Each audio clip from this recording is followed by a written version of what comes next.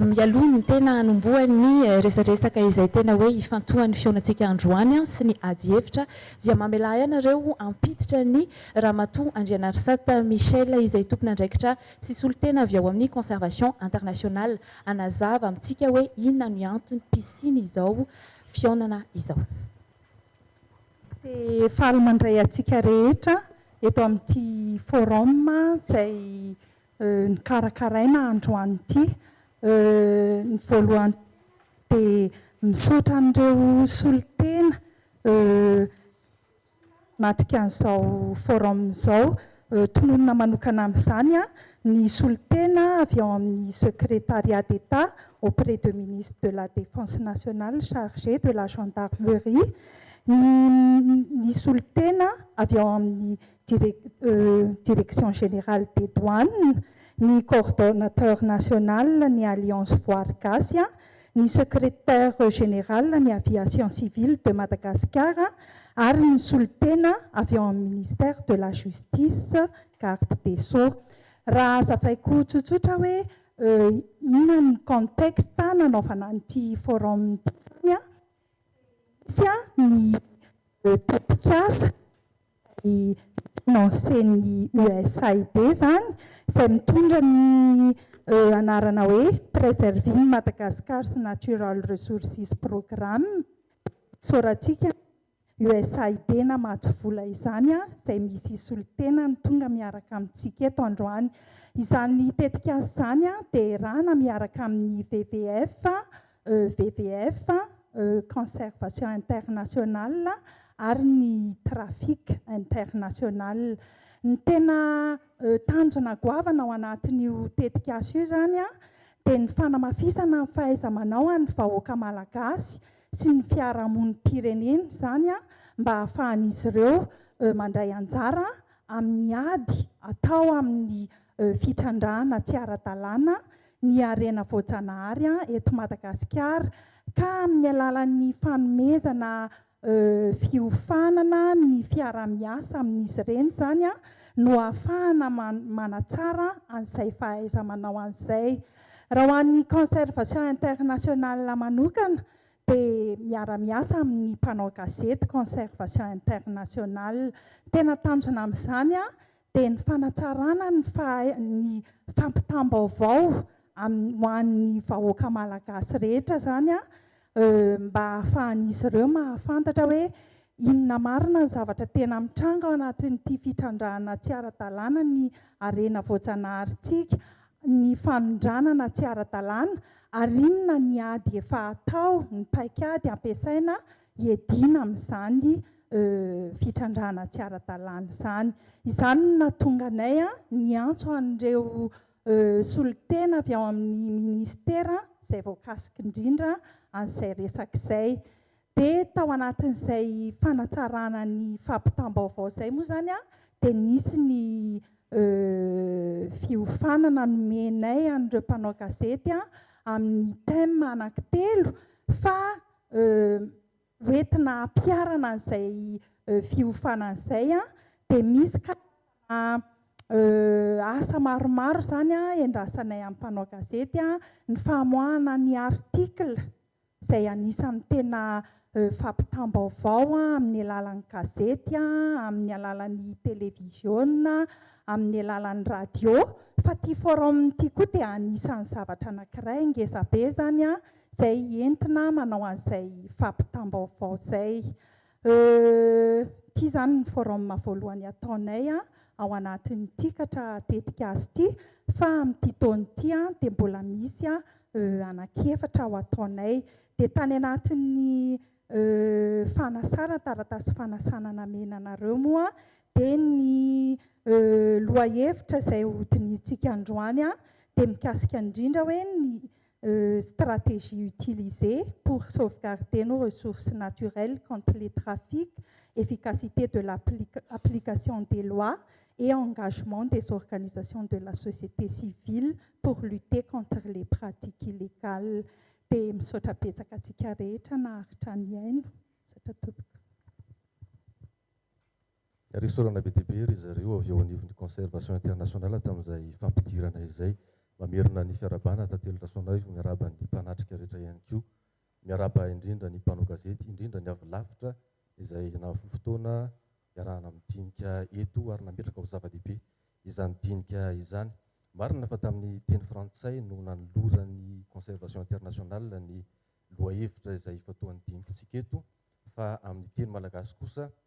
no izoran'izany dinidinika izany, koa mamela ianareo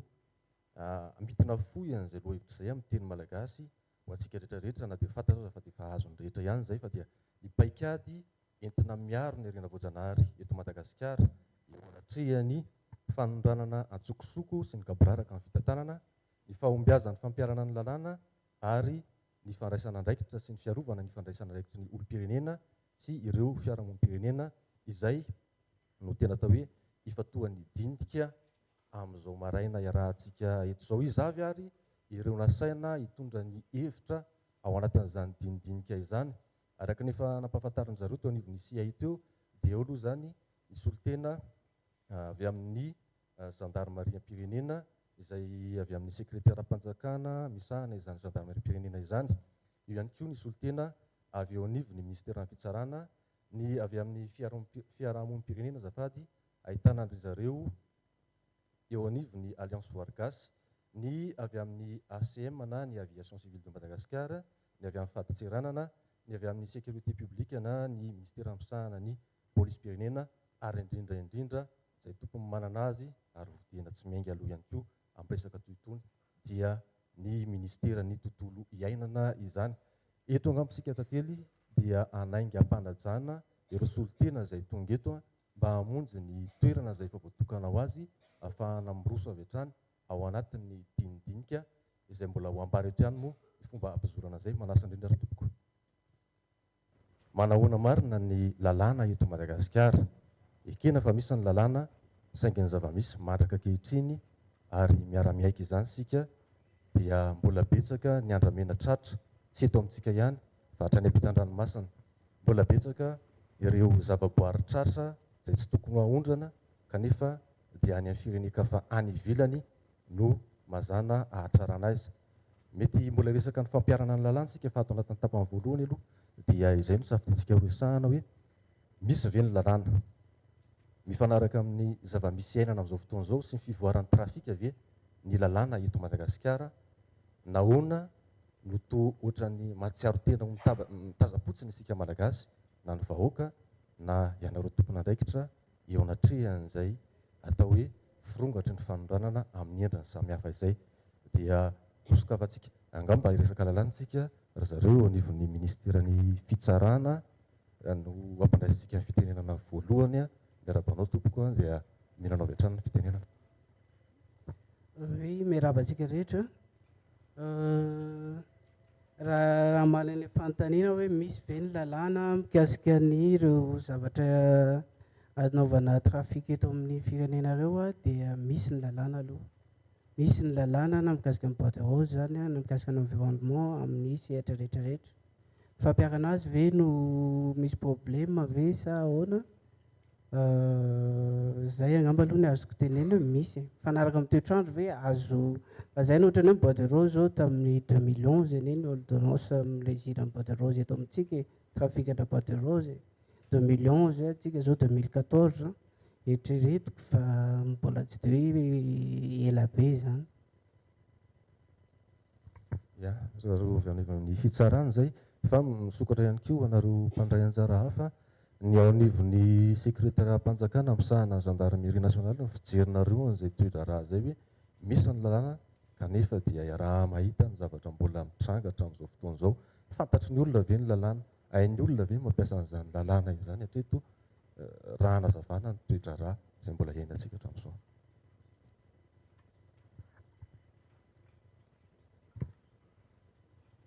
Lieutenant-colonel Ravala, chef de service de police diverses ny tompo Ratsimandrava.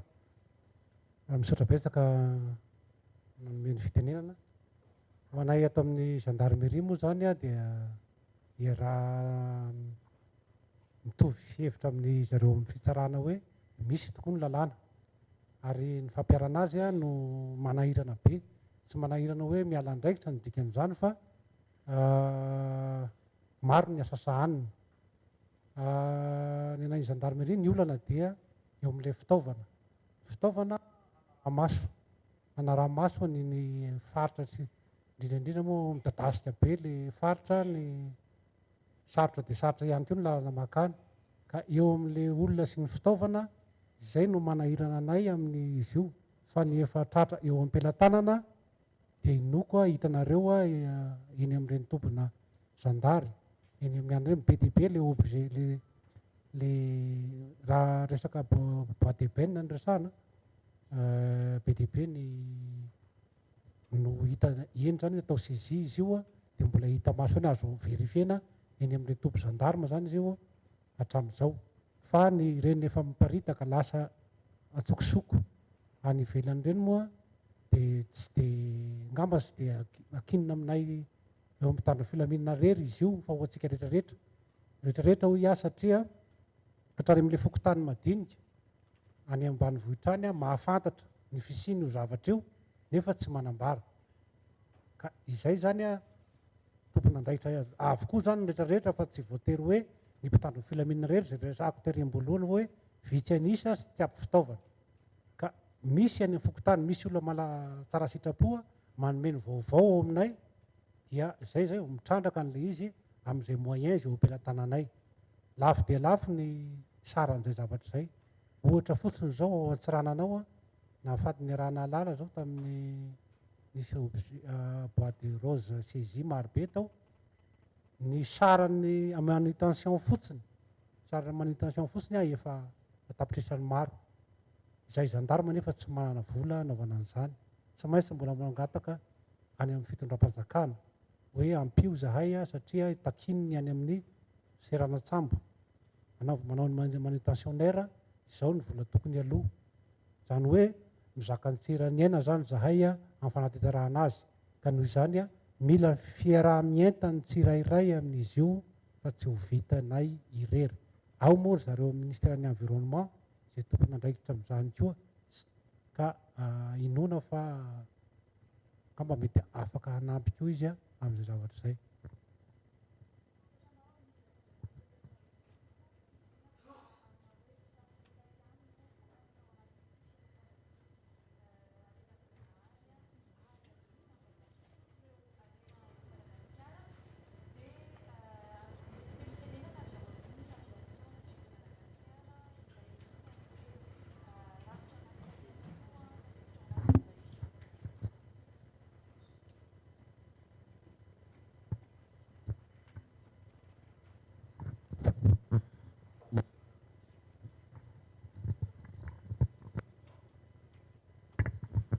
Misaotra tompona nomeny fitenenana ny tenako izay miteny eto moa dia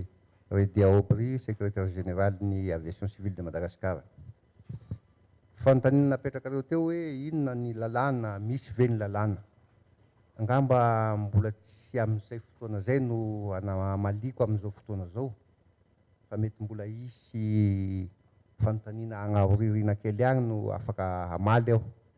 fa eto dia efa milaza sahady satria efa nomena fitenenana mba hiteniteny kely aminareo ny mahatonga ny aviation civile ho tonga eto. Angamba fantatsika rehetrarehetra fa eo amin'ny seranam-piaramanidina no miditra mivoaka ny biby sy ny entana rehetrarehetra ary ny olona koa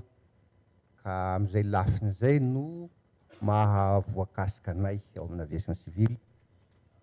Mbola hiresaka ihany sika rehefa amin'ny manaraka fa ny tiako apetraka fotsiny amin'izao voalohany zao hoe inona ny andraikitry ny aviation civile. Ao koa fantatsika rehetrarehetra fa ny andraikitry ny aviation civile dia rantsanay iray ao amin'ny organisation internationale ny aviation civile zany ny OACI eto amintsika no nametrahany OACI mikarakara ny sécurité aérienne zany hoe mpanao lalàna zany ny aviation civile lalàna mifehy ny tout ce qui est transport aérien ary zay voakasikin'izay ny transporteur voakasikin'izay ny atelier voakasikin'izay ny rehetrarehetra na ny école de formation dia ny aviation civile mametraka fotsiny ny lalàna mifehy an'ireo rehetrarehetra reo dia avy eo manara-maso ny fampiharana nireo lalàna reo. Misy référentiel zany noentina aviation civile manara-maso zany fampiharana zany lalàna rehetrarehetra zany. Ka anisan'izay zay verenako am'le resantsika androany, anisan'izay zany fitandromana sécurité aérienne zay ny fidiran'ny olona sy ny entana ao anaty ropilany. Zay no atao hoe sûreté aéroportière. Ka zay sûreté aéroportière zay ny asanay ao amina aviation civile mametraka fotsiny lalàna mifehy an'izay ary manara-maso. Fa ny manao opération zany le tena opérateur ny sûreté aéroportière dia misy société civile eo, misy gendarme ao, misy police ao, ao koa ny prestany ino aty ny ADEMA sy ny santé publique. Zay rehetrarehetra zay zany no misahana ny opération. Fa zahay ao amina aviation civile mametraka fotsiny lalàna zay hoentin'olona reo miasa ary misurveiller ny fampiharan'ireo olona reo ny lalàna apetrakay. Apetraka ao aloha le izy fa mbola hisy fanontaniana manaraka ny mode opératoire andry zareo ao amina aéroport mba hisankanana ny fivoahany entana rehetrarehetra zay. Saotra tompoko.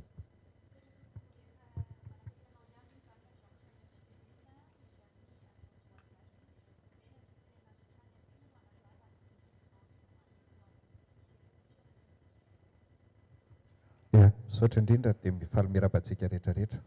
Dia misaotra ny fahatongavana sy ny fanasana ny Alliance Voargasy. Zava-dehibe satria aminay firaisamonim-pirenena na société civile dia misy anankitelo ny tokony hitondra hevitra eto amin'ity firenena mba ahafahana mampandroso ny firenena. Dia société civile zany ny tompona andraiky mpanjakana ary ny secteur privé. Ka ny asanay moa zany marobe ny asan'ny société civile manao apoy izy rehefa ohatra ka marefo ny fanjakana amina secteur anankiray. Fa raha izay Alliance Voargasy manokana dia manao an'le fanairana ary koa mitondra tolo-kevitra. Ka zay ngamba no hitako hoe antony mahatonga anay hoeto. Fa tiako ararotina le fanontaniana mikasika ny lalàna teo. Araky ny tsika rehetra dia mieky fa misy ny lalàna ary indraindray lasa mampatahotra ihany fa be loatra ihany koa le lalàna. Be loatra satria nahoana noho ny tsy fananantsika vina lavitra tany amin'ny fanamboarana an'ireo lalàna ireo dia voatery tsika manao miregle zavatra amina lalàna foana. Dia lasa marobe le izy ary zany ohatra zao ny antony nahatonga an'le fahasahiranana amin'le fampiarana ny lalàna amin'ny resaka bois de rose ity satria nisy fandrarana dia nisy famelana dia nisy fandrarana dia nisy famelana dia somary sahirantsika. Ajour ve ireo lalàna ireo azo lazaina hoe afaka ampiarina fa afaka tsaraina. Ny fanatsarana mety lafiny anankiroa, mety intersectoriel arindra kokoa amin'ny secteur maromaro satria ohatra zao ny bois de rose be dia be ny voakasika an'izany fa tsy ny ministère ny écologie sy ny environnement ihany, voakasika ny gendarmerie ohatra, voakasika ny ao amin'ny aviation civile. Ahoana ny io lalàna io par rapport amin'ny code pénal, le infraction bois de rose ve voatanisy ao anatin'ny code pénal. Zany zany anisan'ny fanatsarana azo atao. Fa eo amin'ny tahianararoatra kely amin'le tsy fananantsika hoenti-manana amin'le resaka ady amin'ny bois de rose. Mazava be le voalazan'le lalàna 2011-001 le ordonnance ary azontsika hoentina hiadiana amin'ity bois de rose ity mihitsy na eo amin'ny fanasaziana na eo amin'ny vola satria ireo olona tratra ireo tokony andoha avy roeny any vidin'ireo bois ireo. Ka raha ohatra zany ka tena miatra tokoatran'izay dia ataoko ngamba fa anana ny hoenti-manana ahafahana mihetsika koa tsika ao amin'ny gendarmerie. Fa zany zavatra rehetrarehetra zany dia fiara-miasa daholo, tsy maintsy ny société civile manome information ohatra, ny ao amin'ny gendarmerie ohatra no misambotra, ny justice mampiatra ny lalàna araka ny tokony ho izy dia toko angamba fa ho azo ny vola ratrarindray izy amin'izay zavatra izay ho azo ny vola ary ananatsika ny etomanana. Saloso dia misy fanamarihana ny avy ao anatin'ny ministeran'ny fitsarana na ianareo anivon'ny gendarmerie mikasika an'izay fanazavana netiny alliance vargas zay, indrindra mahakasika an'ilay fanamarihana ry netindry zareo teo hoe be dia be loatra ary indraindray lalàna misy mipetraka misy mifanivana ary misy ary amin'ny fotoana mahatsapa hoe misy fanomezam-bana tombony sokajin'olona manokana ny lalàna raha mikasika amin'ny bois de rose. Inona no mety fanazavana azo entana amin'izay ho any avy eo anivon'ny ministeran'ny fitsarana na fanazavana ihany koa avy aminareo anivon'ny gendarmerie mikasika an'ilay resaka moyen hoe raha mandeha araka ny tokony ho izy ny fitsarana misy ny omotra avo roen'ny tokony aloha, izany hoe tokony ao anatin'ny kitapo-bola-panjakana ahafahana manam-panjandary aorianan'izay dia hosokafantsika amin'ny fanontaniana sy valim-panontaniana iarahana amin'irety mpanatrika reto ihany koa ny dindinika ny avy ato amin'ny fitsarana angamba kaketo dia omeko azy ireo ny fitenenana. Mitsotra na amin'ny fitenenana le hoe misy lalàna natokana ho an'ny olona sasany ohatra miaro ny iny aloha zany no valiko voalohany ny lalàna ho an'ny rehetra io tsy akanavaka izany izy zany rehetrarehetra dia ao ambanin'ny lalàna avokoa, tsisy hoe mamevahana olona ray zany ny lalàna no hoe mamevahana sokajin'olona fa dia ho antsika rehetra eto Madagasikara zany. Mikasika hoe be dia be ny lalàna dia tsy hita intsony hoe misy lalàna ny reglena zavatra, marina fa betsaka ny lalàna aloha ary ny lalàna matetika misy fanovana foana fanatsarana izay efa nitenen'ny tompony andraikiny AVC teo ihany, misy afaka tsaraina foana ny lalàna zany fa nefa ny fampiarana azy koa ny tena zava-dehibe ihany koa hoe azo ampiarana izy ny ministeran'ny justice manokana aloha vonona foana zao hatramin'izao hampiatra ny lalàna ary miezaka ataonay eo dia tendre vers an'izay foana na zay foana zany izy mety mbola tsy mahafapo ny sasany fa miezaka manao an'izay zany ny ministeran'ny justice hatramin'izao. Izay angamba ny azoko tenenina meko ny colonel.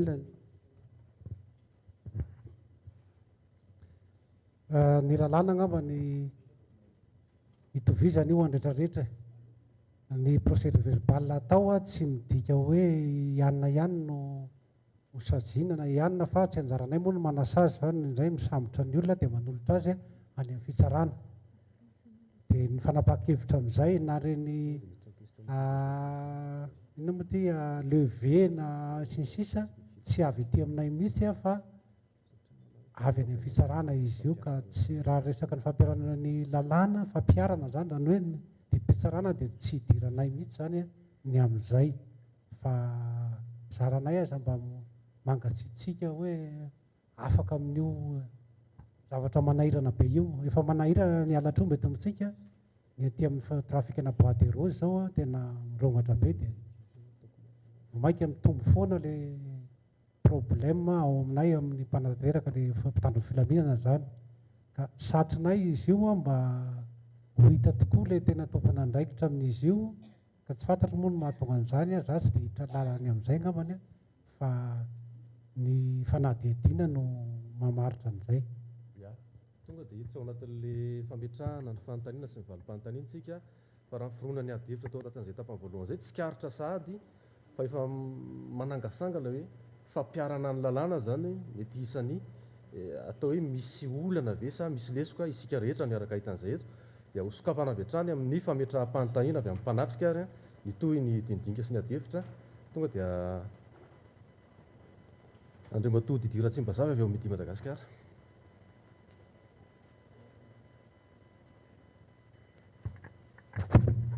Misaotra amin'ny fitenenana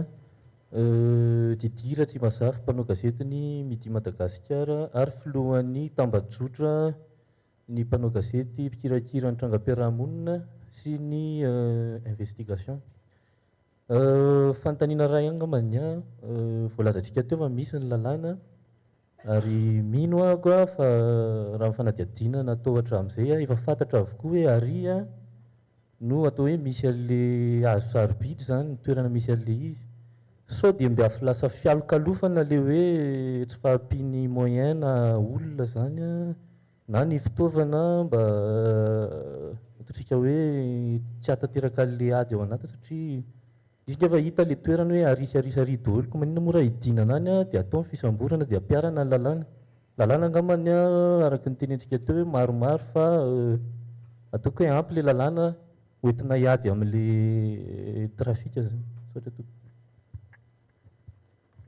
Raha misy fantaniana mifanaraka amin'izay dia avy hatrany dia aleo apetraka dia mindroso amin'ny famalinany fantaniana isika avy eo. Misaotra tompoko.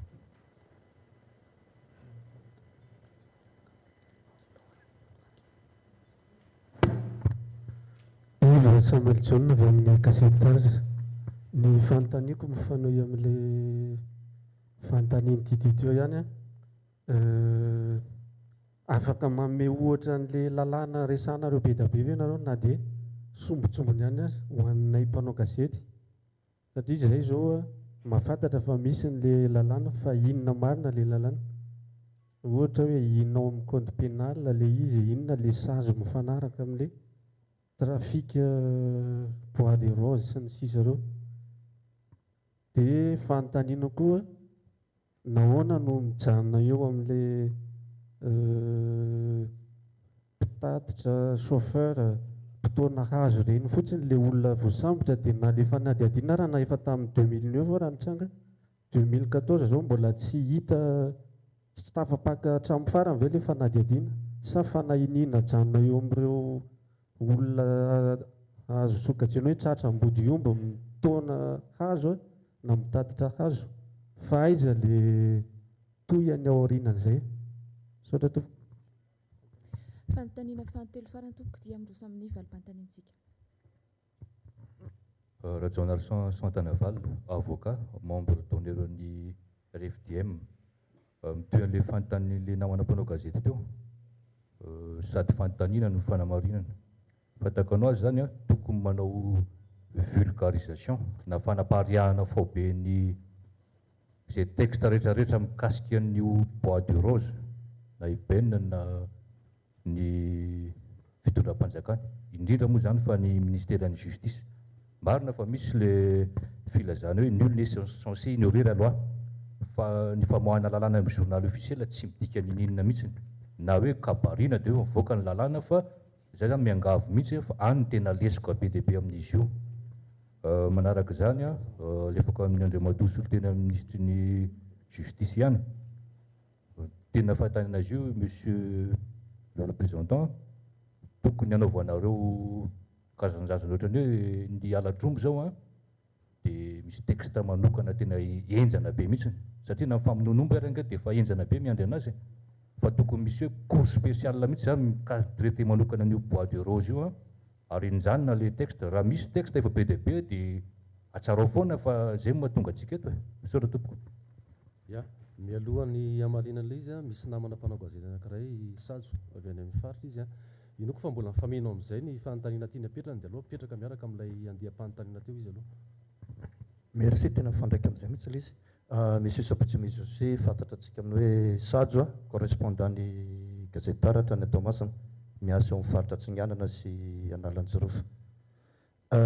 Ny resaky colonel teo amin'ilay hoe tsy fampiana fitaovana sy olona dia nisy koa moa aloha hoe eo amin'ny fampiarana lalàna manahirana agnome ohatra anankiroa ny tranga tao amin'ny faritra anankiroa voalazy io zany dia hoe aiza ho aizan'izay ary ny resana tsy fampiana fitaovana sy ny tsy fampiana olona tao Feneriva-Tsinanana aloha nisy boasy izy no tratra eny anaty sambo faharoa tao Toamasina boasy izy ihany koa zay mipetraka amin'ny tobon'ny zandary ery amoron-dranomasina no tratra koa eny ampanidinana ny camion moa lasany naverina amin'ny tompony ny bois lasany anaty sambo aiza ho aizan'izay ny hoe tsy fampiana olona sy tsy fampiana fitaovana lalàna ny fampiarana lalàna ve zany no safidianana olona mba tsy lazako hoe goragora saotra tompoko. Araka ny fahitantsika amin'izao fotoana moa dia efa tonga eto an-toerana ny solitena avy ao amin'ny ministera ny tontolo iainana inona fa efa naharaka an'izay fantaniana mahakasika ny lalàna sy ny fampiarana ny lalàna eo amin'ny natrehan'ny ny trafika na arena sarobidy eto Madagasikara bois de rose foana nresantsika teo bois de benne fa maro dia maro na nisokatra maro dia maro zany no voakasika izay lalàna izay dia tonga soa tompoko ary avy hatrany dia afaka miroso amin'ny valim-panontaniana isika. Raha fipetraka ny fanontaniana teo tately dia tsikaritra hoe somary miantify kokoa amin'ny ministéran'ny fitsarana ny avy ao anivon'ny zandarmeriam-pirenena ilay fanontaniana rehetra mipetraka na izany na tsy izany ady hevitra misokatra izy ity manana ny hevitra ihany koa nareo mpandray anjara hafa na ny ACM ny tontolo iainana izay tokony resaka raha teo na ny alliance Wargasy dia afaka handray anjara ihany koa nareo amin'ny fanamarihana na fanomezana hevitra mikasika izay fanontaniana teo izay sokatra ary ny valiteny. Amaly voalohany angamba hoe fanontaniana voalohany mipetraka teo sao dia prétexte fotsiny le manque de moyens io moa zany tao amin'ny gendarmerie pirenena no teny anazy fa hitako kosa aloha fa ilaina manana moyen raha ohatra hoe ho any fotsiny eritrereto hoe misy gendarme maromaro andeha hidina any anaty ala anaty amin'ny parc any ohatra misy manao coupe na mety mila 4x4 izy mila carburant izy makany mety zavatra ohatra zany mila moyen daholo ny zavatra rehetrarehetra zany aloha tsy hoe prétexte iny alana amin'ny fampiarana ny lalàna raha fahitako azy fa izy angamba hitondra zavatra fanazavana misimisy kokoa mikasika an'le hoe afaka mame ohatra amin'ny lalàna ve na efa voatsidika teo any le 2011 001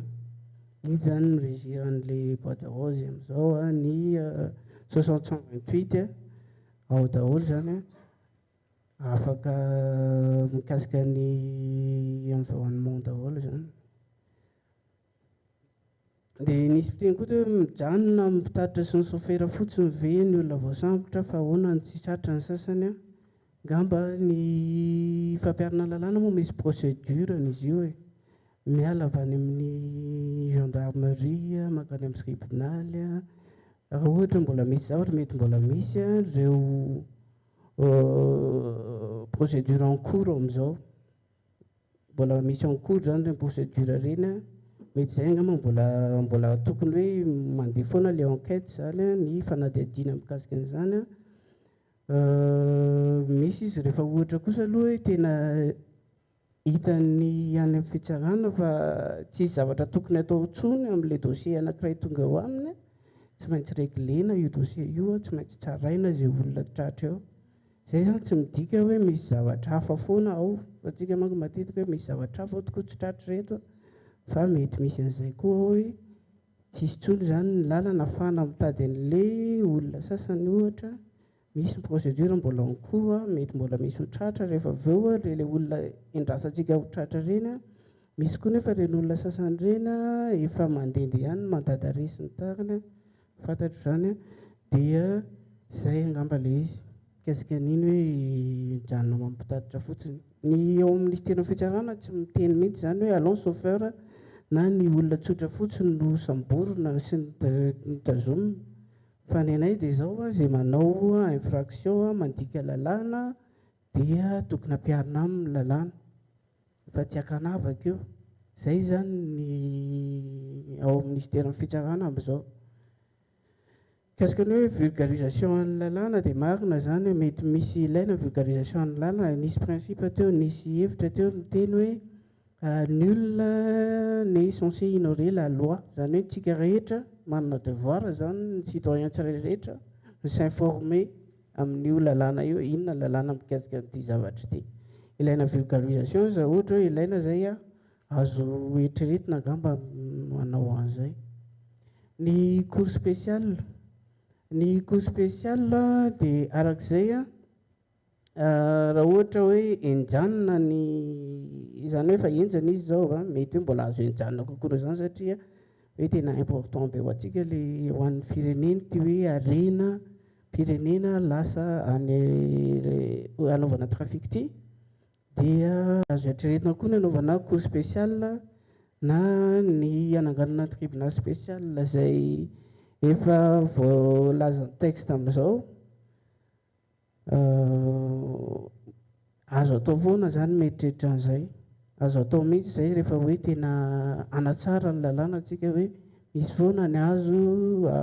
anatsarana n'io lalàna io zany arakaraka ny zavatra mitranga amin'ny fotoana anankiray. Izay zany mikasika an'ileo baderose tratra atao tamin'sazy hoe le moyen teo ihany angamba iny dia oripasiko amin'ny colonel le fitenena. Tsotra nanome fitenena tsy fialokalofana velively le hoe tsy fahampiany fitaovana fa zay no afaka amehezana azy amin'ny kapobeny. Raha le fatratrarana n'ilay tany Tomasina sy tany Université resahanao teo dia tsy afaka ny amalanao satria tsy atao mpilantanako mihitsy zany information mahakasika an'izay fa ny zavatra azo lazaina dia hoe saodia nisy baiko tany hoany za tsy laza hoe avy amin'izy nanome autorisation hidéplacevana an'ireo objet saisi ireo. Raha objet saisi zany tsy mana fahefana velively a gendarmerie ny hamoaka zany an'izany raha tsy misy baiko. Tsy haiko avy amin'izy ny baiko fa tsy maintsy misy zavatra izay. Faharoan'izay ihany koa eny amin'ny serana tsambo. Eny amin'ny serana tsambo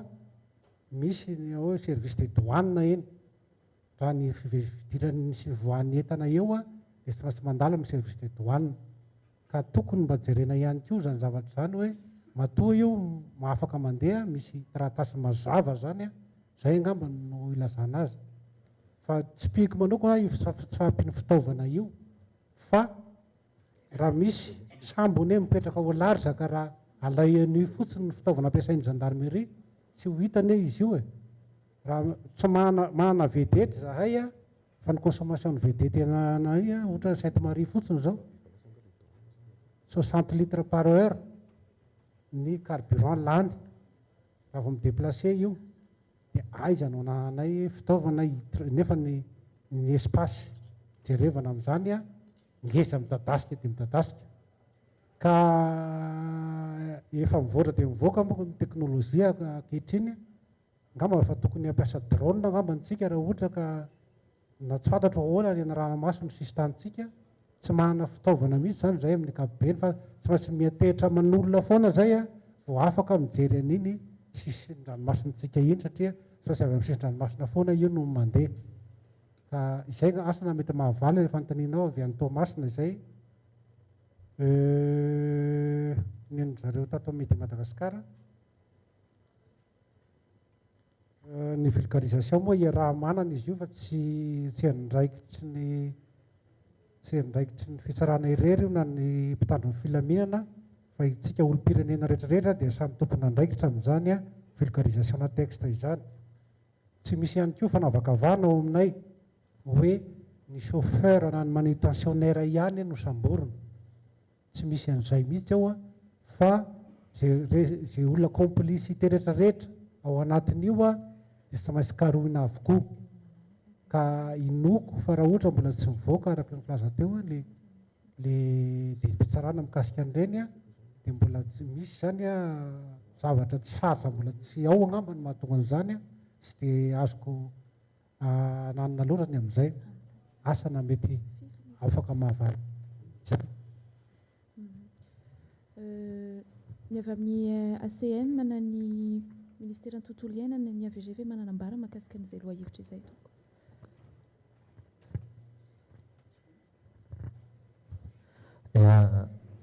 Miala tsiny moa noho ny fahatarana fa misy zavatra maro mety mbola sanana dia miala tsiny indray monsieur le ministre tsy afaka nakatiro ny antony maro samihafa amin'ny andraikitra izay sahaniny ka dia ny tenako aloha zany no manatrika eto dia fa miarabantsika rehetra miaraba manokana ny mpikarakara nyity raharaha ity iveriko zava-dehibe ilay loha hevitra izay hitanina ary ny fahitako ny olona maro izay manatrika eto dia milaza sy manimaro izany fa isika avoaka malagasy zany dia mahatsapa fa zava-dehibe izy io ary raha ny fantaina mipetraka dia hitako fa tena sarom-piaro tokoa isika amin'izay atao hoe harem-pirenena mety ho hiaran'ny faharavana izay no ny ataon'ny sasatsasany. Sasatrany voalohany moa zany fa tonga amin'ilay fiteniny baiko hoe mijaby train zany dia hovaliako arak'izay fomba fandraisako azy zany ny fantena izay mety mipetraka. Ilay zavatra resahana eto moa zany dia resaka hoe zavatra trafika illégal zavatra tsy ara-dalàna zany ka ny ministera izay misahana ny tontolo iainana sy ny ekôlôzia ary ny ala zany dia sanatria kory mitaza-potsiny na mipetra-potsiny na hatramin'izay na hatramin'izao mety ho maro ihany angamba ny atao hoe tsikera nahazo azy hatramin'izay ny azo lazaina dia hoe niezaka ninao arak'izay tratrany ihany izy amin'izao fotoana izao ny azoko ambara fotsiny dia hoe eo mpiketrehana mihitsy ministera izay fomba rehetra hoentina miady amin'izy ity tsy mora izy io satria araka vitatsy dia rezo ilay zavatra iadiny eto dia miezaka mametraka an'izay atao hoe paikady ny amoaka paikady eto Masimalo sarotra be zay fa ny azo lazaina dia hoe efa misy ihany ny hevitra heverina fa hoentina miady amin'izy ity ary amin'izao fotoana izao dia efa manangona ny antotan-kevitra maro samihafa zay mba ahafahana ametraka tsara hoe ahoana marina fomba hitondrantsika azy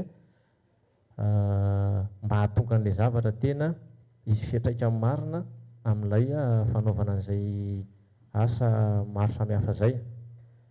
ny tsy fahampiana fitaovana moa tsy ho resahako tsony iny fa iny tandra vadik'oditra iny fa izay kely ananina dia ho ahiratritsika ao anatin'izay lafin-javatra zay ka zay ihany angamba no azoko lazaina aloha hatreto fa tsy fantatro misy namana raha misy afaka hanampiny koa soatraindra tompoko ya ohatra ny apiko kely précision kely le resaka hoe fitaovana vao resaka foana moa le izy teo te hitodika amin'ny ACM satria eny koa ny sokatra ny reptile dia ny sidina anabakabaka matetika ny tena mitondra azy na ny Afrika Atsinanana na ny Azia Atsimo Atsinanana tsika manana fitaovam-pitiliana ary nylazaina foana hoe ary fomba sy manara-penitra io zavatra io tsy mahatsindry sokatra sy reptile very ny fitaovan'ireny sa manahoana ny mahatonga an'ireny mivoaka satria miresaka moyen foana tsika eto hoe tsy ampy tokoa ve moyen sa sanatriavina ny teknisianina malagasy ny tsy mafy tsara ny fampiasana azy raha mbadik'izay inona mety zavatra hafa mety mitranga dia aleo ianao mamaly azy ny tompoko misaotra tsy misy moa ny hoe tonga lafatra 100% fa miezaka ny aviation civile mba hanankaikaiky ny tonga lafatra ny zavatra atao rehetrarehetra zay no antony nampisarahana ny aviation civile zay mpanao lalàna sy ny société privé zay manao opération iny vato ary société tena privé zay nanaovana appel d'offre international no miasa eny raha ny fitaovana ampiasainy ao sy ny fomba fiasany ao zany raha ny tena marina tsy tokony hisy voaka ny zavatra rehetra satria ankoatra reo scanner ampiasaina zay olona ny manipule azy ary mety mbola hanao zavatra tsy mety le olona eo amin'ny fampiasana an'le scanner reo mbola nampina vidéo surveillance ary rehefa misy zavatra tratra dia visionnena indray mandeha ny film rehetrarehetra navoaka le scanner dia ho hita eo hoe raha nisy olona nanao zavatra tsy mety zay la ataoko hoe mety misy lalana hafa koa zany ankoatrin'le mandalo amin'ny scanner rehetrarehetra reo no mahatonga an'le izy ho tonga any amin'ny roplanina mieky zany nareo tsy kely lalana ny ratsy zay ny zava-misy eto amintsika ary zao tontolo zao misy foana zany nareo ne mahita atsika na ampitan-dranomasina agny mbola misy ihany terroriste tafiditra ao anaty roplanina mbola misy ihany bomba tafiditra any anaty roplanina fa nizahana zany mba hialana amin'ireny zavatra reny dia à chaque fois misy zavatra hita tsy nety zany dia analysena hoe avezany nahatonga an'izay dia mitondra solution vaovao indray fa ny base zany ny principe généraux zany dia fa apetraka hoe zao ny fomba fiady amin'reto dia ity koa zavatra anankiray tiako tenenina rehefa miditra eo ny bagage sy ny olona mandalo amin'ny contrôle rehetrarehetra mandalo amin'ireo scanner reo ka misy zavatra hita eo amin'ny sary fa mampiahy dia ny zavatra atao dia miantso ny polisy sy ny douane dia miara manokatra n'io zavatra io manatrika n'le tompon'entana zay zavatra atao zay raha misy tsy kombakomba agny ka tratra ihany nefa le zavatra dia atoro ny omena ny polisy zany dia ny suitiny lasa affaire judiciaire après dia igny tsy araka itsony ka eto ny mba tiako tenenina le olona miasa egny mba mila motivation zao tsy miteny hoe mila motivation pécuniaire fa mba misy motivation morale hoe zao mba vokatry ny asanay teto mba tiany ho fantatra kosa hoe regny volamena tratra ohatra mahatratra 5-6 kilo de mba raha mba fantany kosa fa hoe le olona nanao an'igny mba ny voasazy ary mba ny gadra ary mba motivation kely ho azy zay hanao tsaratsara kokoa manaraka fa mirejoindre le teninareo teto angamba hoe enganie mba tokony raha vulgarisena ny lalàna angamba koa résultat rey koa raha mba vulgarisena mba hitany olona maro amin'ny gazety de mba anisany tsy haiko mba midissuader ny olona koa zay zavatra zay ary mba motiver le olona miasa igny angamba peut-être any amin'ny fitsarana tsy azo atao angamba zany nefa mba misy anany hoe verdict mba hitatsika amin'ny gazety ka raha ohatra kosa mba misy zavatra tratra ry tsy tokony hijano amin'ny hoe tratra ihany fa mba tokony mafantatra le olona natratra ao zay mba nankaiza le vokatry le zavatra nataonay teto mba ny tonga hatramin'ny farany ve izay angamba ny mba zavatra azoko ambarako izay hoe tonga hatramin'ny farany zay ve ny fanadihadiana fantanina mipetraka foana io efa lazaina teo na manam-panao gazety tatsy hoe fa tamin'ny taona 2010 misy olona tratra fa hatramin'izao tsy hita le tena atodo mikotrika ary zay foana le mampanahy ahy hoe misy karazana tsindry ve ao ambadimbadika ao ankoatra izay tiatsika aleo hidirantsika lalindala ary hoantanitsika zay tompony andraikitra ihany koa hoe raha misy ny antotanisa tena manome proof mivaingana hoe fa tena nisy tokoa izay fandraisana andraikitra izay ary izay fandraisana andraikitra izay dia tena hoe tsara apetraka sy mamafisina sy etotsika eto zany samy fampiaino ao anatin'izay resaka fandraisana andraikitra izay zareo avy eo anivony filaminana anatiny polisim-pirenena zay tonga manatevin-darana ary hitondra ny fantany ihany koa mikasika ny loahevitra zay resantsika eto miaratsy fa dia efa somary nanomboka dia mandray lamasininy eny ampandehanana ihany angamba ianao ny tena marina dia sokafantsika avy hatrany amin'ny rehetra ya sotra fitenenana commandant laikony secrétaire mpanjakana medidiny gendarmerie pirenena ny fandrombonany aloha ny fahamaliana izana koa ny mba hitondra hevitra ho an'ny tsirairay mariko aloha fa tsy misy mihitsy ny fialana andraikitra amin'ny gendarmerie raha ny teny colonel teo hoe tsy ampy ny moyen tsy ampy ny olona fa io zavatra iainantsika andavanandro ary angamba na izahaina ny polisy dia mitovy ny zava-mitranga eo anivon'izay ampatsivoko antsika fotsiny fa ho an'ny Madagasikara zao tsika fantatra fa manana 5,000 kilometatra ny sisin-dranomasina manana brigade nautique ny gendarmerie fa tsy afaka hisahana an'izay 5,000 kilometatra izay ary nefa tsika fantatra fa manana port naturel be dia be eto Madagasikara ahafahana miambarke andreo bois de rose reo isika moa anatin'ny période mondiale dia anaovako aparté kely zay hoe ny asa gendarme sy ny force de l'ordre ohatra ny asan'ny gaule ianao zany raha ohatra ka voasambotra anao le baolina hitan'olo hoe asanao normal fa le baolina maty ny tsikiran'olona anao dia ohatr'izay koa zany ny asan'ny gendarme sy ny polisy hoe le zavatra voatsikera dia misy hoe zavatra tsy mety tena marina tsy voasanao a ny asa rehetrarehetra raha fitrandrana ny mpanao asa ratsy momba ny bois de rose efa fantatsika fa be dia be koa reny tratra ny gendarmerie na tany amin'ny faritra savatany reny mpanao trafikana bois de rose zay nivoaka gazety fantatra mihitsy hoe tia le olona voasambotra nanao an'le trafika sy le bois de rose zay saisi anivony gendarmerie pirenena fa ny tiako isaina saintsika dia io mila fiara-miasa ho antsika rehetrarehetra zay moa tenin'ny vazaha hoe travailler comme les maillons de la chaîne zany tsy misy tokony anankiray tapaka ny ao anatiny io manomboka zany avy any amin'ny environnement ny any amin'ny lalana na izahay manao police de la route io tonga hatrany amin'ny port io ary indrindraindrindra raha tratra le olona eo koa ny valiny na hoe réponse judiciaire zany ho antsika zay manao an'io ary indrindraindrindra vao niteny teo le namantsika any amin'ny province hoe nisy tratra zao tany mananary tsara le izy mahafantatra an'izay fa asa nisy ve ny fampitanana le izy teo anivony serasera mba halalan'ny vahoaka halalan'ny mpitondra koa hoe nisy ny zavatra zany iza ny olona tompony andraikitra misy autorité administrative ny anatin'ireny région reny moa hoe tokony andraikitra ministère fa tsy misy zany fialana andraikitra ny gendarmerie fa tena miezaka manao zay tratrany indrindraindrindra amin'io tsy ny resaka bois de rose fa na reny sokatra eny anivon'ny aéroport eny na reny volamena zay tratra moa na dia tsy anatin'ny suiviantsika raha izy fa isan'ny ady zany atao amin'ny gendarmerie le izy fa nisany hevitra tiako atsipy zany dia hoe tsara koa mba omena motivation koa le agent ohatra hoe le agent verbalisateur satria rehefa tratra le zavatra reny indraindray tsy mahazo ninina mihitsy le agent verbalisateur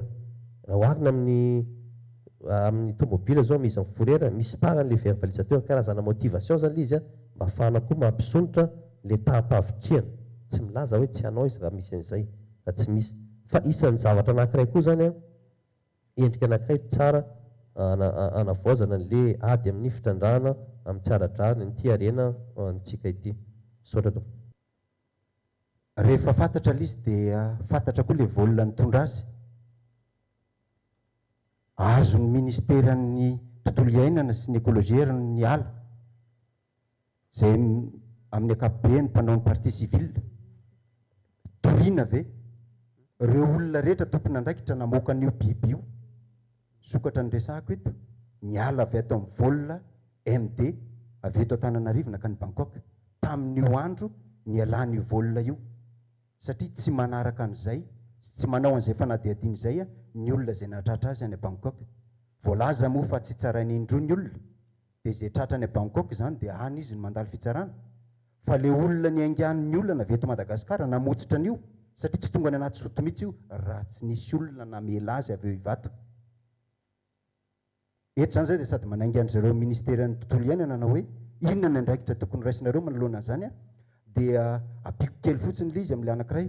le egyptianina farany teo nahatratrarana sokatra teo ivato dia ndradradradraina teo amin'ny information ny anarany olona nanao ratsy verangaty andry anao voalazo eo ny anarany tsy andositra ohatra manontany tena ihany zany zay eo amin'le anatin'le organisation interne hoe naninona izy raha mba nandrasana niditra ny avion dia niraisy fotsiny eo anatrehan'izay zany ohatrany hoe tsy ampy mihitsy lay andraikitra niraisina ahafainy olona fa voalaza fa en fuite le olona nefa nandalo vo vita enregistrement tsara nandalo teo amintsika teo amin'ny polisy zany nakany amin'ny toerana izay iondranana manontany tena zany zay eo anatin'izay hoe ahoana moa no ahafainy olona raha ohatra ka avelantsika ohatran'izay foana ilay zavatra mitranga misaotra tompoko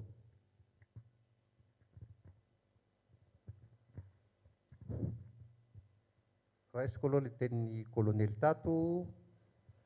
raha misy zavatra tratra ohatran'izany ary zany lalàna mihantra eto amintsika ny polisy na ny gendarme manao enquête ary manao procès verbal misy zavatra tratra zany tany a Bangkok ohatra araka lazainao teo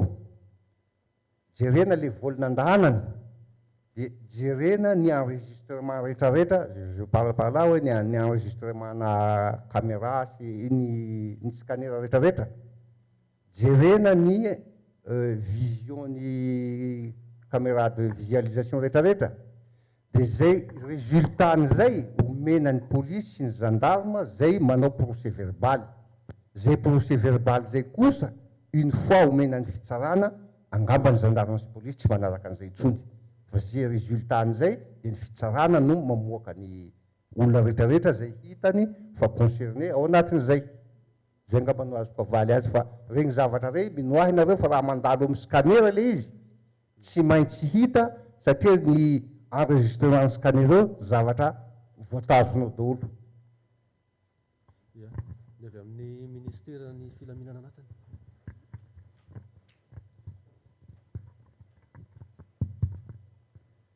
commissaire principal Randimerson Honoré Voajanahary avy eo amin'ny ministèren'ny sécurité publique manampy kely an'le raha namana ihany koa mikasika an'le le asa tao le tena eny any am-potiny zany tena mariny zay ary mafisina tokotrany amin'ny namana gendarme ato fa le maillon tena ilaina le fiaraha-miasa satria plus tena tokony effective mihitsy zany zay zavatra zay hoe rehefa miasa dia tokony ao daholy représenté iny zany mba tena tsara mipetraka mihitsy ny hoe ao tsika moa efa ao anatiny misy ny protocole d'accord miaraka amin'ny environnement sy ny rehetrarehetra ny mpitandro filaminana fa rehefa misy zay fiarahana zay mafy kokoa zany a ilay mifahasahiny tsirairay motivé kokoa izy dia zay ny tena zava-dehibe fa ny any amin'ny sisiny tena tena hitrangany le izy manko indrindra fa raha hoe bois de rose ka izay zany a no tena iarahantsika atao tena tokony samy vonina am'izay zany am'le hoe le mixité an'le zavatra atao hoe miasa mihitsiny mba hamoaka zavatra ngeza be a mba hanajanonana zao zavatra miatra eto amin'ny firenena zao dia manaraka an'izay a dia manamafy ihany koa am'le namana hoe motivation tokotrany a ho an'le verbalisateur tena effectivement tena ilaina zay zavatra zay satria tena mba hahafahany tsy hoe inony tena zava-dehibe akory fa hafa ilay mba hoe motivé ilay équipe zay sur terrain zany misaotra to fanontaniana manaraka ohatran'ny sy manangatana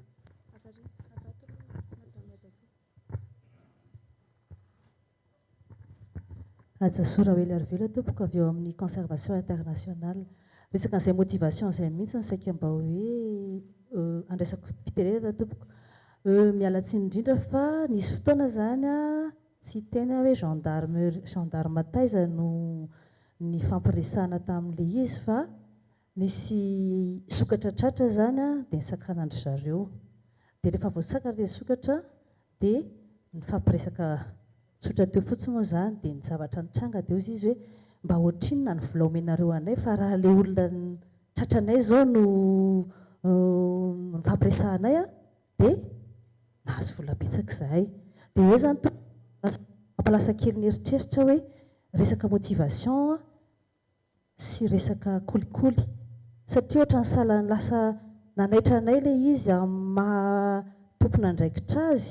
manontany an'izany aminay hoe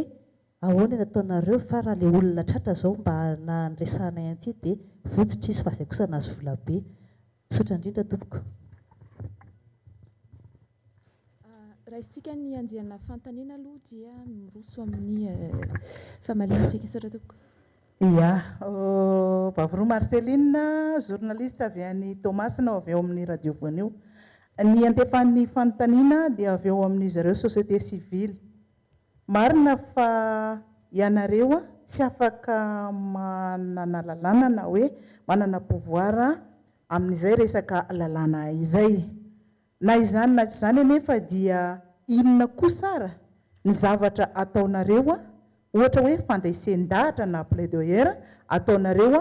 makasika ny adidy maha société civile anareo zay manoloana any zavamisy makasika anyity andramena ity misaotra tompoko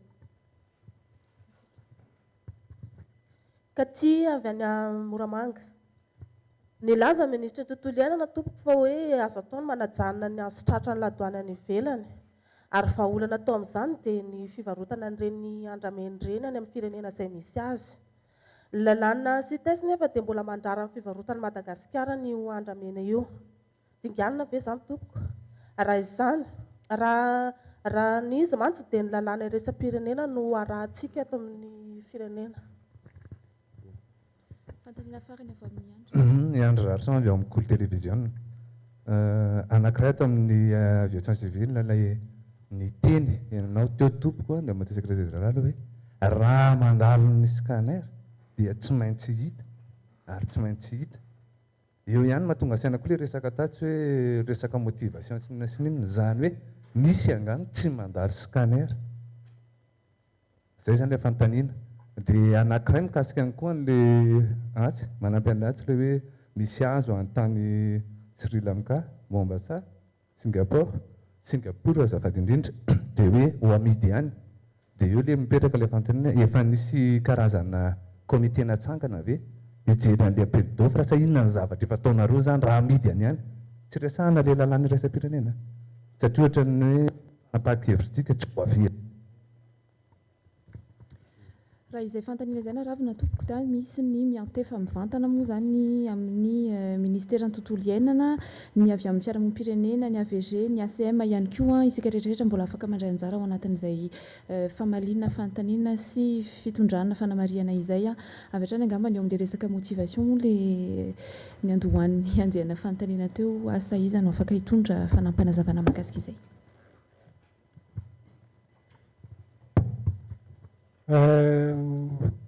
valim-panontaniana avy amin'ny conservation internationale teo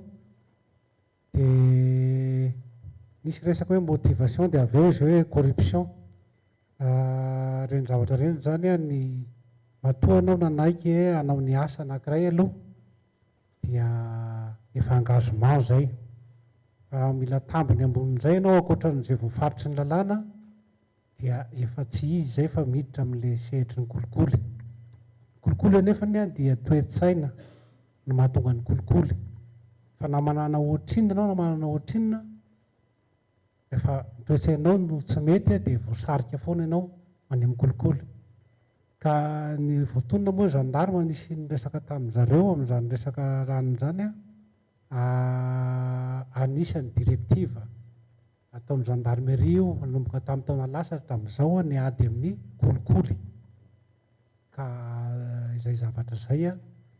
dia angatahana tsika hanambara hanana fahasahina hanambara ny trangan-javatra misy atsika avec les preuves à l'appui, fa manjary raha ohatra ka tsika manao zavatra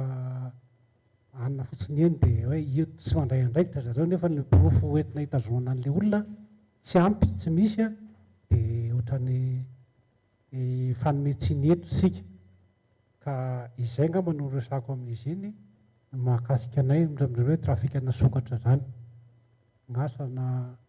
afaka mety mahavaly azy sa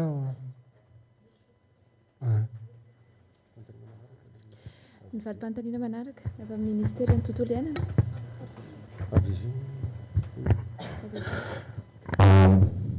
Avy hatrany angamba dia valiko le any Madamatatsy a ny asan'ny firaisamonim-pirenena mampiakatra feo aloha izy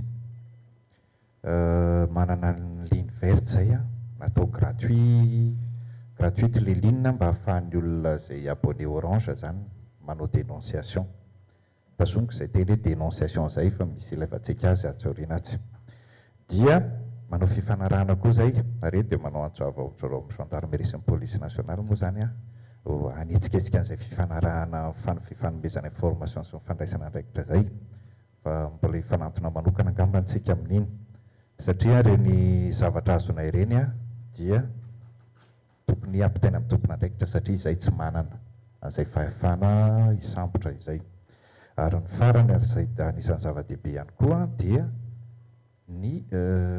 fampifandraisana amin'ireo réseau international zay dia tsy mitsahatra mihitsy mifandray amin'izy ireny a ary nanorofananany koa ary dia alefanay any satria hitanay hoe malheureusement ozy izy vazaha rehefa ny any epita no maniry atsika dia ohatra mahavita zavatra tsika dia anisany koa zany zay. Fa eto rehefa mahazo micro dia tena taihana roatra mihitsy satria mananganangan-tanana ihany tsy azo fitenenana dia aloha ngambontsika iova fomba fijery tsy ho ampidirintsika ao amin'ny sainy vahoaka hoe sarotra manajanona an'izao trafika zao, tsy sarotra le izy ary toko angamba fa raha ny andraikitritsika sy ny toerana misy atsika ahafahantsika mahita innovation. Raha 5500 km de côte tsy manana sambotsika aty apotony dia efa azotsika sakana ireny. Misy fiara-miasa ny ohatra zao raha midera hoe ny conservation internationale, fantatry ny conservation internationale aiza misy ny habitat ireny biby ireny, ny OMTSA fantany hoe aiza misy ny sokatra, ahoana ny migration ireny, aiza ny corridor ireny, donc aiza ny afahana misambotra an'ireny biby ireny dia noho izany a aiza no afahana misambotra an'ireny olona ireny. Raha vitsy ny moyen afaka miprioriser amin'izay tsika. Ny tiako mariana koa dia amin'le resaka profo eo ngamba ny zoro fitsarana teny aminahako hoe marina sa tsy marina na hitondra fanazavana kokoa fa misy article zay ao amin'ny code pénal moa zany mba nraisinay izy ty hoe eo amin'ny 131 hoe les OPJ ozy izy reçoivent les plaintes et les dénonciations, zay le hitazomako le teny hoe dénonciation, et en recherche les preuves et les auteurs. Tsara ny zareo zany a no mitady an'le profo sy ny auteur donc angamba fa tant qu'une information n'est pas ouverte à cet effet dia afaka manao enquête préliminaire ry zareo mety afaka hitondra mety diso ngamba ny interprétation am'izay fa raha mifahazokan'izay article zay dia hoe tsy miandry an'le profitsika fa itsika mihitsy no mitady an'le izy ary indrindraindrindra raha ohatra hoe efa misy tenina filoam-pirenena mazava hoe ajanona kodare ty zavatra ity dia toko angamba fa lasa affaire nationale le izy a dia fa lasa intérêt public ngeza be a dia mirosa am'le fitadiavana profitsika izay amin'ny firaisamoam-pirenena aza misalasala mihitsy miantso anay fa manana koa zay afaka hifanampiany zany zavatra zany sotra ndrindra ny avy eo ministera tontolo iainana toko sotra-petsaka na amin'ny fitenena ivelako anga misy fanamarinana nataon'ny namana avy eo amin'ny sadikatra teo ina moa ny andraikitra raha isy ministera manoloana n'ilay trafikana sokatra angamba izy teo nakany ivelany ministera moa zany andraikitra moa zany misy obligé ministera dia araka lazaina aminatao dia manao ny constatation de délit izy mijery ina le fantiantana sy ny troupe nrehetra anatin'izay mitondra ny profo misy miprofo dia misy filazany eo aminay izy hoe manao conclusion zany hoe manao conclusion manampy ny any amin'ny fitsarana izao zao zavatra tokony ampiaran'io raha ny voalazan'ny lalàna hiatra amin'le olona izay heverina fa manao le fantian-dalàna nakany ivelany le izy fa ao anatin'izay matsy ny tiako ifampiresahana kely satria any ivelany zavatra resahantsika nilaza fa ny ampiandoana teo hoe tsy mipetra-potsiny akory ministera manoloana zao zavatra zao fa efa hatramin'ny taona lavalava ihany zay nefa niezaka niady ministera ary sanatria koa miravoravi-tanana fa manao zay tratra ihany eo anatin'ilay lafijavatra ohatran'izay ka resako tsara fa isan'ny nahatara teo zany dia mbola mpiketrehina mihitsy ny fomba rehetra ahafahana miara-miasa amin'ny anively amin'ny lafijavatra io ka za moa tsy minisitra tonga eto akory fa angamba izy no tsara plasy kokoa ilaza zay zavatra zay amin'ny fotoana mahamety azy fa ny anjara fotsiny dia mitarika an'izaytsika ministera tsy miravoravi-tanana ary vonona iarasa mandrakariva amintsika rehetra ary ny fahatokavana maro ia zany dia mampitsangana anay koa ezaka anateraka izay tandrifanay satria io tsy asanay samy rery fa irana amin'ireo namana rehetrarehetra izay toeverina fa afaka mitondra ny anjara britiny ary tsy izy reto manoloana ihany fa tsika voaka malagasy tratrio tsy araka ny teny namina tao amin'ny AVG teo misy fomba ahafahana miady amin'ny AVG tsotra osa izy dia any amin'ny fiaviny dia efa sakanina le izy dikan'izay zany any amin'le fotony izay misy olona koa misy vahoaka misy tompona raikitra isan-karazany afaka manao izy io ka isoratra moa zany zareo atao amin'ny fiarahamonim-pirenena amin'ny resaka atao fa nihetsiketsehina zay lafin-javatra zay dia mba mangataka fe masakaiky amin'izareo zay lafin-javatra zay faharoa nisy fanontaniana moa avy amin'ny mpanao gazety angamba izy teo mianadamo mba resaka atao hoe ahoana ihany le zavatra ny ivelany amidy sa tsy amidy voalohany aloha raha ny lalàna cité sy resahan'ny namantsika atsy tsy milaza izy hoe mandrara raha ny vaovao farany fivarotana n'izany lafin-javatra zany satria lalàna cité sy dia misy lafin-javatra maromaro vitsivitsy misy ny zavatra tena rarana misy ny zavatra raradrarana ary misy ny tena rarana araka lalàna nasionaly zay misy tany am-piandohana dia rarana araka lalàna nasionaly zay misy io fanondranana io fa amin'izao fotoana izao Madagasikara zany dia efa niditra ao anatiny atao hoe fandrarararana zany hoe azo atao izy fa misy zavatra fepetra rehetra tsy maintsy horaisina ao anatin'izay lafin-javatra zay ka atsika tsy tonga dia hiditra amin'izay fampiarana izay lafin-javatra satria mbo anatina olana lehibe amin'izao fotoana izao dia ny fisininy atao hoe hazo etsy sy roa satria hazo moa ny resahana teo mipetraka etsy sy roa dia mbola ao anatin'ny atao hoe fanangonam-baovao sy atao hevitra maro samihafa ministera ahafahany mametraka an'ilay paikady hoe aiza no efficace azy ity ka tonga amin'ilay teny présidence naverina namatsika tato hoe kodare ao anatin'ilay izy satria aleo no miadakorena zay mitsangino vatony ka so miazakazaka fo rehefa tsisy inona vokatra akory araka izay andrasantsika dia tsy maintsy andalanina daholo zavatra rehetra mba ahafahana ahatonga n'ilay zavatra natao mba ho mahomby dia manentana ihany koa ny ministera anatin'izay lafin-javatra sy maharoatra fa mahazo micro ny tena koa ho antsika rehetrarehetra izay atao anatin'ny vahoaka malagasy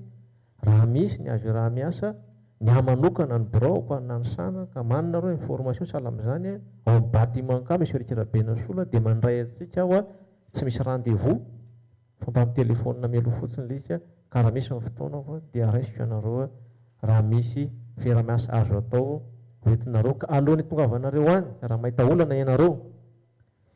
dia tonga dia mba miketre vahaolana dia le olana sy vahaolana raha hoentinareo any amiko any a dia zahay mandinika azy dia misaotra tompoko lahy misaotra tompoko vavy.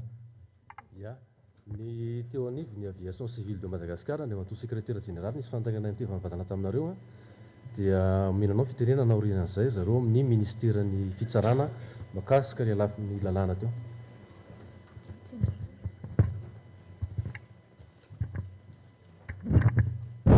Fanontaniana teo moa dia hoe misy ve tsy mandalo eo amin'ny contrôle scanner. Rahantsika mahalala fa ny mpiasa rehetrarehetra ny mpandeha rehetrarehetra sy ny entany no mandalo amin'ny scanner fa ny olona rehetrarehetra miasa ary amin'ny tarmac dia mandalo porte anankiray ary io porte eo misy portique zay portique de contrôle électronique zany fa rahantsika mahita fa igny sisiny mankany amin'ny tarmac igny ane manomboka ary amin'ny base aéronavale ary parapahatonga ary amin'ny aviation légère angamba lavalava ihany izy igny ka mety ihany misy olona tafiditra any amin'ny tarmac zany donc tsy nandalo tsy portique zay le teneniko hoe nareo ihany ny teny hoe tsy kely lalany mpanao ratsy ary ny tonga lafatra koa tsy misy zay indrindra no ezahana. Dia marina ihany koa aloha le tenin'ny AVG teo hoe ny police judiciaire dia chargé ozy ny lalàna constater ny infraction sy mitady ny preuve rehetra manangona preuve dia mitady ny auteur zany voalazan'ny lalànantsika amin'ny code de procédure pénale marina zany tena marina zany amin'ny alalan'ny enquête moa ny anaovana an'izay misokatra le information dia ny enquête no anangonany preuve hitany ny indice koa azony atao ao zay indice zay no lasa charge eny amin'ny fitsarana hitazomana olona iray na anapahany fitsarana hevitra mikasika ny trangan-javatra anankiray. Zay zany mahita hoe le cas anankiroa notenenina zany tsy afaka amaly hoe naninona izy ny tokony tsoponina naninona izy ny tafiditra atao satria nefa izy ny dénoncer zavatra zay tsy afaka valiko zay satria tsy fantatra le cas fa le resaka kosa hoe ny recherche en preuve ny lalàna tokony miaro ny osa dia zay mihitsy ny tena filamatry ny fitsarana zay satra sika. Manana fanamariana ihany koa ny avy amin'ny ministèren'ny tontolo iainana mialoha ny rosotsika amin'ny horonan-tsary fohy horonan-tsary fanadihadiana fohy ary hirosotsika ihany koa amin'ny tapany fahatelo nyty fifanankalozana sy adievitra ity. Misaotra betsaka tompo. Tia anam-panazavana zavatra napitako teo mba tsy hisy karazany atao mety fantikana vilona ny teniteneniko amin'ilay karazany atao hoe ny cité sy tsy mandrara mba tsara ngamba ny atao hoe fotakevitra tonga aminareo satria za tsy mahalangalana mifeny asa zeto fa indraindray mety tsy voalaza ny tena votoatin-kevitra le resaka mety mandalo tapoka dia manjary iny mety manahitra ny olona ka mety miteraka olana eo fiarahamonina fa mba iangaviako any namana nanontany cité sy tato zany mba hamaky ny lalàna 10/18/18 mba hamakinao azy zany fa misy classification apetraka ao resaka atao hoe famarotana ny arena tahaka an'ireny ka ny bois de rose sy ny bois d'ébène ny andramena zany sy ny hazo mainty amin'izao fotoana izao dia efa ao amin'ny annexe 2 zany hoe rehefa mivarotra azy zany misy mandaralo fa mandeha système de quota dia mba vakinareo zany zay dia mety tsara hoe ahoana soana momba an'izay lafin-javatra zay mba tsy hoe mba manao kely ina moa zany fa manao mise à jour kely zany tsika amin'le formation sy ny zava-misy amin'izao fotoana izao dia misaotra tompoko. Misaotra ny avy amin'ny ministèren'ny tontolo iainana velom-bolo tokoa ny mahare ny ataoko hoe finiavana avy amintsika rehetrarehetra eo amin'ny hoe fiarovana ady atao amin'ny fitrandrana ny arena voajanahary izany ny fisiany lalàna ny fisiany sampandrara maro amina ministera na avy amin'ny fiarahamonim-pirenena ihany koa ary fa mahafinaritra mare an'izany fa ahoana ny ahafahantsika tena hoe miasa mivaingana mihitsiny ahazona vokatra mivaingana ary tena hoe tena tratra atsika izay tanjona izay hoe tena miady tratra le ireo tena hoe atotomikotroka ao anatin'izany hoe fitrandrana ny arena voajanahary izany. Tiana ihany koa no mitondra fanamariana fa efa manakaiky ny fotoana hamaranana ity fionana ity isika dia mamelahana ireo hitondra ny resadresaka sy andrisika anareo ametraka ny fantaniana indrindraindrindra manoloana ny hoe ahoana ny amindronana ny hery ahafahana miady amin'ity loza mitatao amin'ny firenena ity. Misokatra ny fantaniana ho andrehetra tompoko.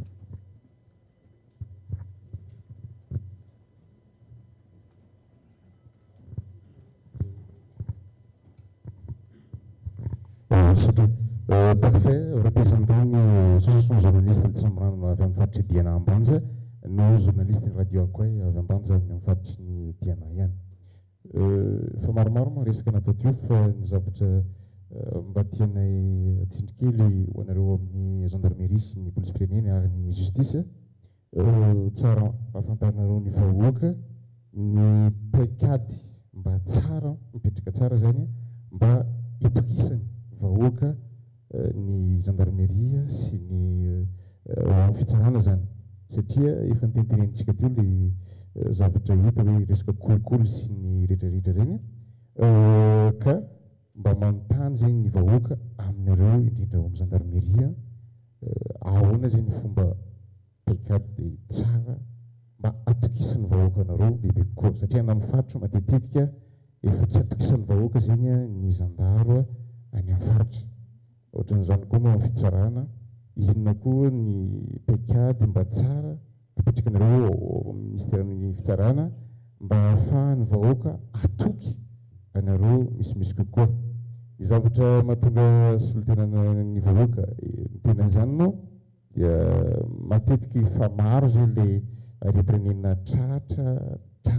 nefany izy tenentsika matetiky teo hoe tsy mety misy zay tena hoe résultat mba tian'ny vahoaka miverina aty aminazy aty zany tiako teneniny hoe ny arenantsika zay mandeha nivelany indrindra amin'ny sisin-dranomasina rehetrarehetra iny misy ny port mba manontany zany ny vahoaka ahoana marina ny paikady andesinareo mitantana reny portière zany hoe le port amin'ny sisin-dranomasina reny satria ny matetetika ny arovan'ny fitsarana sy ny gendarme ny port maventy ohatrany Toamasina kanefa ny kelekele sisin-dranomasina reny mbola misy port be dia be ohatrany Ambilobe ohatrany Ambanja ohatrany maromaro izy zany ka inona no mba paikady ahafahan'ny zandaro sy ny fitsarana zay mba hiarovana reny sisin-dranomasina reny indrindra an'ireny port madinidinika reny satria mivoaka amin'ireny port madinidinika reny ny arenatsika indrindra amin'ny alina tsisy misava mandeha foana hoe daboraraka fa mandeha foana nefany ahoana zegny ny fahitany zandaro sy ny fitsarana reny zavatra misaotra tompoko. Misaotra betsaka amin'ny parfait avy any Ambanja izy tonga aty any amin'ny tanàna ny antsoina hoe terre rare misy an'izany lehilahy zany isan'ny arenatsika ihany koa io fa mbola tsy be mpiresaka nefa dia efa manomboka miondrana amin'izao fotoana izao fanontaniana manaraka ny parfait fampitoy amin'izay ihany dia miantefa amin'izareo amin'ny gendarmerie na amin'ny justice ihany koa zany afaka mamaly raha ohatra ka misy tokony amaliny mipetraka ny fanangananareo ny voamera manokana toy ny task force izay napetraka anareo amin'ny toerana izay mafampana misy an'ireny fanapahana andramena ireny na ny fanondranana andramena izy ireny nefa amin'izao fotoana izao tsy velon-katenaina tsy maty afoy dia eto zany zay mametraka fanontaniana hoe raha mbola ao le task force inona marina ny zavatra antenain'ny vahoaka amin'izy ireo raha ohatra kosa ka tsy ao no ny antony tsy fahombiazany vesa misy antony hafa manokana no nampitsanonana azy misaotra tompo.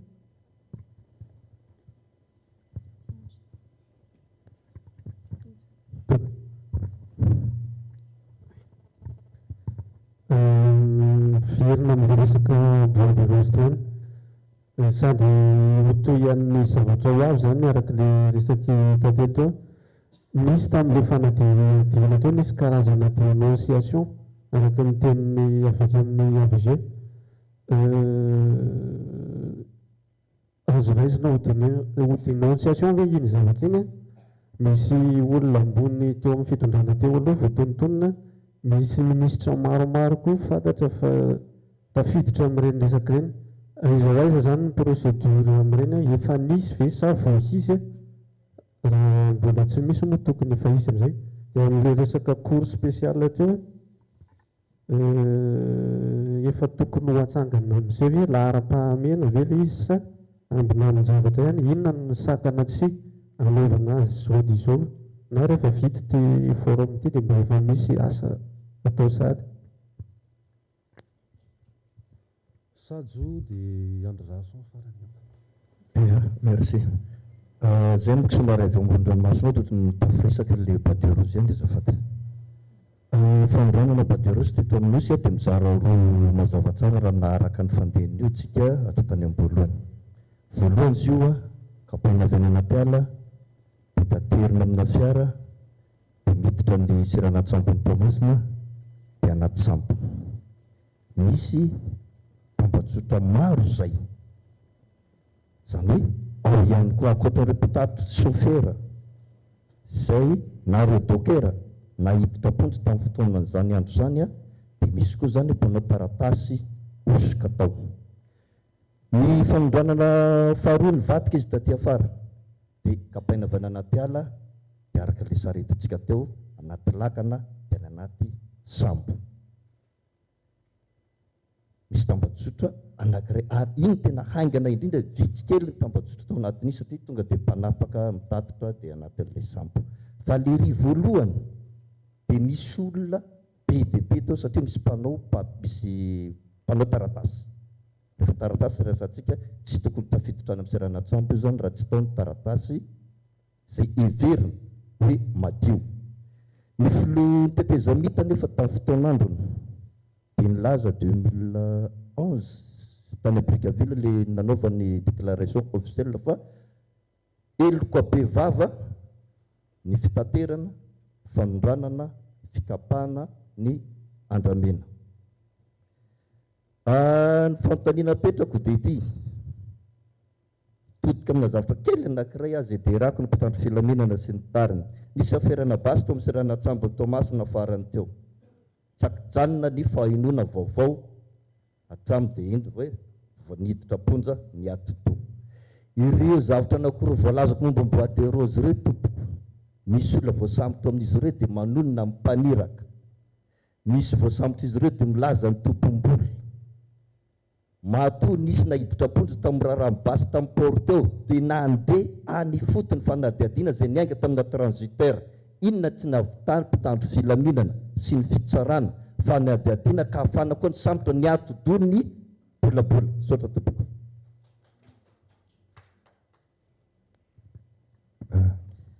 Yandry dia Didi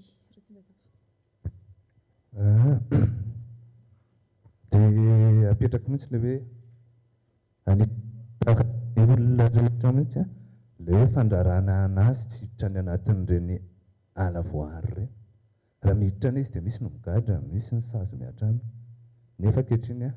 tohatrany tsy mampaninona zany le mpanao trafika dia matanjaka miditra any dia manapaka dia mamoaka ny vahiny aza mahazo an'io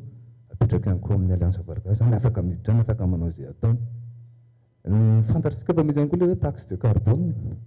zay tokony anaovana an'le olona manodidina eo zany mba hahafahany any le taxe de carbone moa tsy hita ohatrany hoe mivoaka kely ny resaka fa ao anatin'izany rehetrarehetra zany tena mipetraka hoe tsy mihinatra ve tsika fa ohatran'ny olona any ivelany indray no milaza hoe misy andramenanareo sasany azy efa misy marika mena amin'le andramena zay hoe zavatra efa voageja zany ao anatin'le izy tsy tokony mba mamenatra tsika ihany le zany tsika tompona ndraikitra tsika rehetra mihitsy no resahana amin'izany nysotra tompoko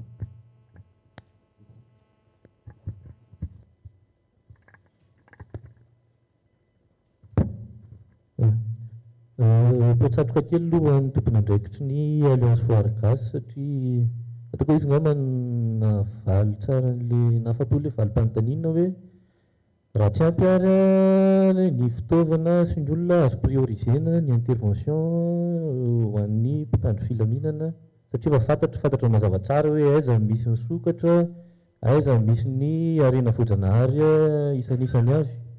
donc azo eritreretina angambany hoe priorisena any amin'ireny ny fidinana tsehatra faharoa manaraka izany misy fanontaniana kely tsotsotra mba tiako apetraka aminareo tsy mba voatona kely ve ny ambom-ponareo solon-tena-mpanjakana hoe ny vahiny indray mahita mahatsikaritra ilay fisina fandrany eto amintsika ireny zao hoe raha malala tamin'ny Tanzania nitratra ny conteneur maromaro na azo sarobidy torak' izany ihany koa amin'ny Bangkok vao hita ny sokatra ary zareo indray no manakana sy ny sambotra ny mpanao trafika. Fahatelo farany amin'ilay resaka dénonciation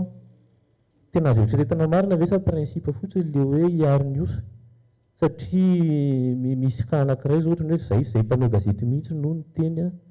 fa ohatrany hoe le resaka volamena zao nisy mpitandro filaminana zay nitondra volamena nandeha tamin'ny Bangkok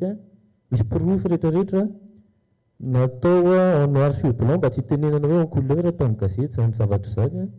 tsy nisy fanapahan-kevitra tsy nisy réponse avy amin'ny fitondram-panjakana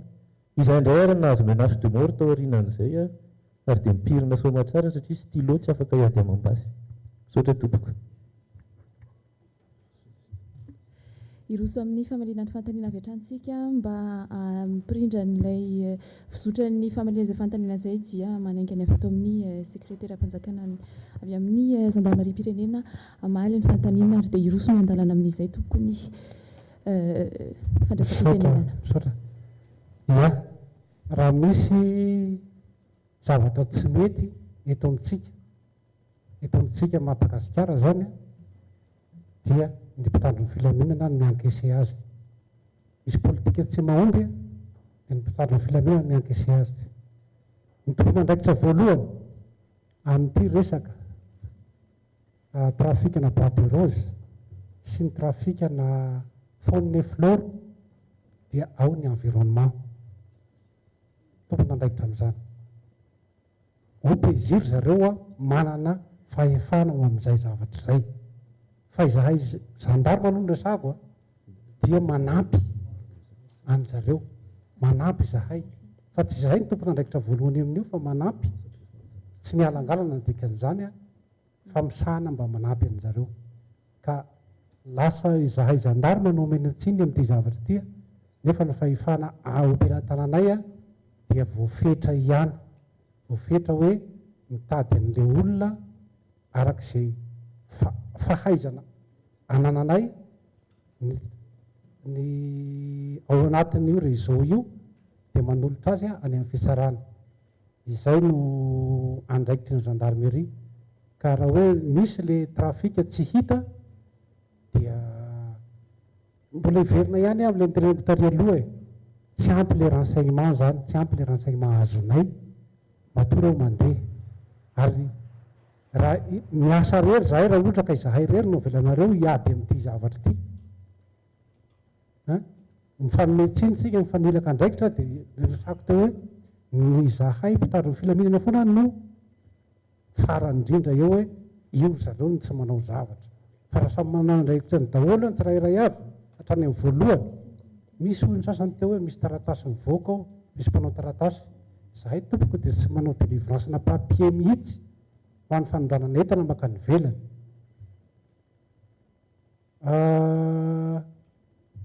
Misy ozy ny tato amin'ny anatato hoe misy miaramila na mpitandro filaminana na nitondra inona misy teo volamenana ka ny velany citoyen reny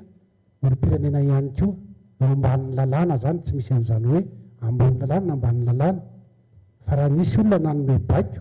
hoe tsy samborona izy dia izay olona zay no tompony andraikitra. Fa tsy hoe kory hoe atao safy be masina amin'ny ankapobeny hoe tsy manao ny asany le gendarmerie. Manao dia manao ny asanay zahay amin'ny fanantenarana ny asany io. Ny task force, ny fahombiazana, ny tsy fahombiazana sy ny misy antony avy ny nanajanoana azy. tsy vaovaliko zay resaky zay fangamba ny environnement afaka mamaly an'izay resaka tasika force io satria araky ny resako teo hoe izy ny tena tompona andraikitra voalohany nomena misahana an'izy io fa zahay dia mpanome tosika fotsiny anao an'le izy anatanteraka azy ka ny initiative zany dia avy any amin'zareo fa nenay zany le hoe force fotsiny no ataonay amin'izay fotoan'izay inona ozy nareo ny paikady ampiasainay io zany misy le hoe action préventive zany hoe tsy maintsy zany atao zany aloha ny fanaraha-maso ny ala tsy ny trafika ihany ny resahana amin'io fa na ny tanety aza dia arahana maso ihany koa malgré le peu de moyens que nous en avons ny ala surveillance zany systématique izay ny mahatonga an'ireny hoe patrouille na tournée atao reny mijery dia miconstate dia manao tatitra io misy hoe action préventive zany misy tompona ndraiky zany anaovana an'izay tatitra zay hoe misy zavatra ohatran'izao ary tokony mba iaraha-mientana ny fanaovana azy zay zany ny patrouille intensifie zany any amin'ilay toerana zay saripady rehetrrehetra reny ao anatin'izany zany le inona moa ty ala zany sy ny zone sensible ohatra ny trafikana sokatra dia any amin'ny faritra atsimo zany tokony arahana maso izy zany tsy hoe mahafaly fady sokatra na ny atandroy fady sokatra dia tsy hanao trafina eny ny ohatrany rehetrarehetra hoe mety afaka milivre izy fa izy tsy mikasika ny tsy mihinana an'iny fotsiny tsy tokony hoavahana amin'izany izy fa any aminy misy an'io ny taxi brus avy any aminy ihany koa dia ataoko fa mety mba tsy azo atao mihitsy izy hoe écartena amin'io trafika anankiray io ny paikady ihany koa ao anatin'izay dia ny fiaraha-mientana amin'ireo akolafy kely rehetra ataony gendarmerie zany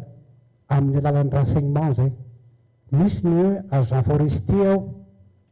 raha resaka ala ny resahana ao anatin'izany koa agent des eaux et forêt misy efa misaraka moa zao ny rano efa nikisaka ny amin'ny anina any ireo olona ireo zany no mba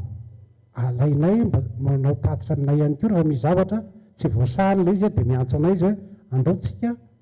andeha anao andray fepetra fa misy trafikina zao atsy ananinatsy zay zany zavatra anisan'le paikady ataonay ihany koa da ao ihany koa le action éducative dia iny ndray dia ho an'ny olona amin'ny ankapobeny ny vokadratsy amin'ilay fanondranana sokosokony ny harem-pirenena ka izay zany atao zany zay mesure éducative zay manao an'izay zahay zay hoe milana an'le tournée io fa tsy hoe koa hoe gendarme rehetra tsy misy asa atao dia mandehandeha tany tsy izay mihitsy fa nenay zany hoe force éducative mandeha misoroka manentana ny olona mba tsy hanao ny lalàna mahatonga ny gendarme atao miavaka ny akanjo ny fanamiana dia mesure éducative ny resahana amin'izay zany hoe natao hitan'ny olona hoe iny misy gendarme amin'izay zay mba tsy manana heritreritra ny hanao andika lalàna hoe ireo gendarme reo ne ka ohatra ny ataontsika hoe symbole extérieur zany fa hoe misy lalàna mipetraka fahitana azy fotsiny dia fa zava-dehibe zany zay ao anatin'ilay mesure éducative zay zavatra zay dia ny farany paikady farany dia le mesure répressive action répressive iny moa dia rahanay miasa amin'ny ministère ny fitsarana satria zay manampy an'zareo amin'izay ka zay zany ny paikady mba azonay aroso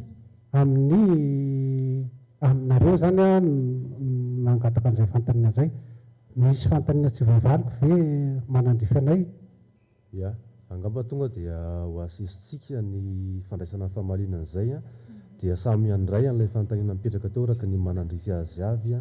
ianareo tompona andraikitra satria ny fotoanantsika ihany kio tsy dia azo hivalaparana midika ihany keo zay hoe ezahantsika ny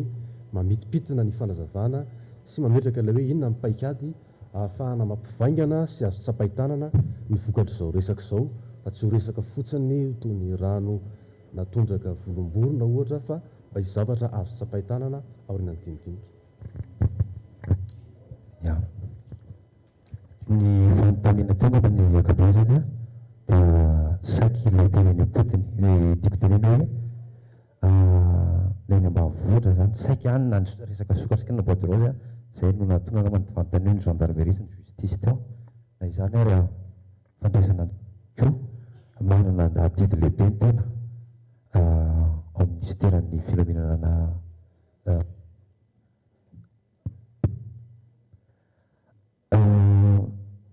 resaka paikatsika efa voaresaky ny namana gendarme teo daholo gendarmerie tao amin'ny gendarmerie daholo angamba izy teo a fa tena ady lehibe tokony atao zany a dia tsy maintsy misy forona ny sensibilisation na ho an'ny vahoaka zany na ho an'ny tena ao anatiny ihany hoe miezaka amin'ny sensibiliser foana da sonjy ilay losa tsy lozan'izay amarara dia resaka nitary amin'ny conservation internationale la hidadidy izy teo hoe les verbalisation ve sa les corruption satria mampanontany tena zany zay na miaona na ahoana tsy maintsy miezaka ny tsirairay ny ministère anay zao a dia miezaka mihitsy a manadio tena miezaka manadio zahay ny ao anatiny toy izany koa tena hiezaka ifanometanana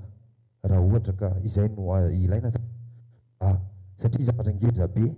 ity resaka pare-pirenena ty na ho an'ny taranako avy ary dia mahafantatra an'izany tsirairay angambany fa io resaka toetsaina koa manko izy io araka ny teren'ny rahalahy namana teo dia tsy maintsy mieduke ny tsirairay zay na ny ao aminay ary zany a ary ny tena zavatra ilaina indrindra ao amin'le resaka paikady a zay a ny tena zavatra ngeza indrindra dia ny information ka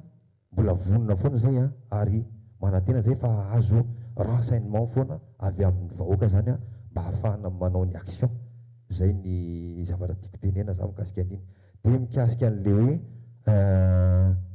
ny tena lehibe indrindra koa raha fijeriko azy dia leny apotiny zany hoe le any amin'iren'ilay park sy ny rehetrarehetra zany tena tokony ho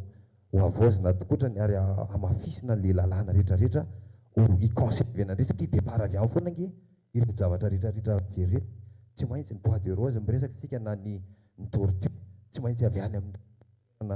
any apotiny reny zany hoe tokony tena tokony hipetrapetraka mihitsy zany a ho mafy tsara izay lalàna mikasika mifehany reny arena voajanaharitsika reny. Ministère ny fitsarana ny paikady moa zany voalohany indrindra ny fanontaniana teo ny paikady ministère ny fitsarana angamba raha ohatra ny bois de rose manokana no resahako a dia efa nisy a mipetraka foana politique périnale zay napetraka ministère ao aminay a amin'ny fanaovana AMD ny olona tratra voaroroy amin'ireny a ny peine sévère zay tokony ho atao amin'ny olona zay voalaza fa meloka amin'ny fanaovana an'ireny trafika reny resaka bois de rose ihany koa efa nisy circulaire nataonay tao anatin'io vanim-potoana mamavaivay zao be zao zany a le trafic mikasika ny hoe tsy misy tsony ny ordonnance de restitution ana bois de rose nisy reny teo aloha fantatritsika ihany angamba zany be deaibe hoe nisy taratasy osoka tao nafana zany mety natonga zay didy zay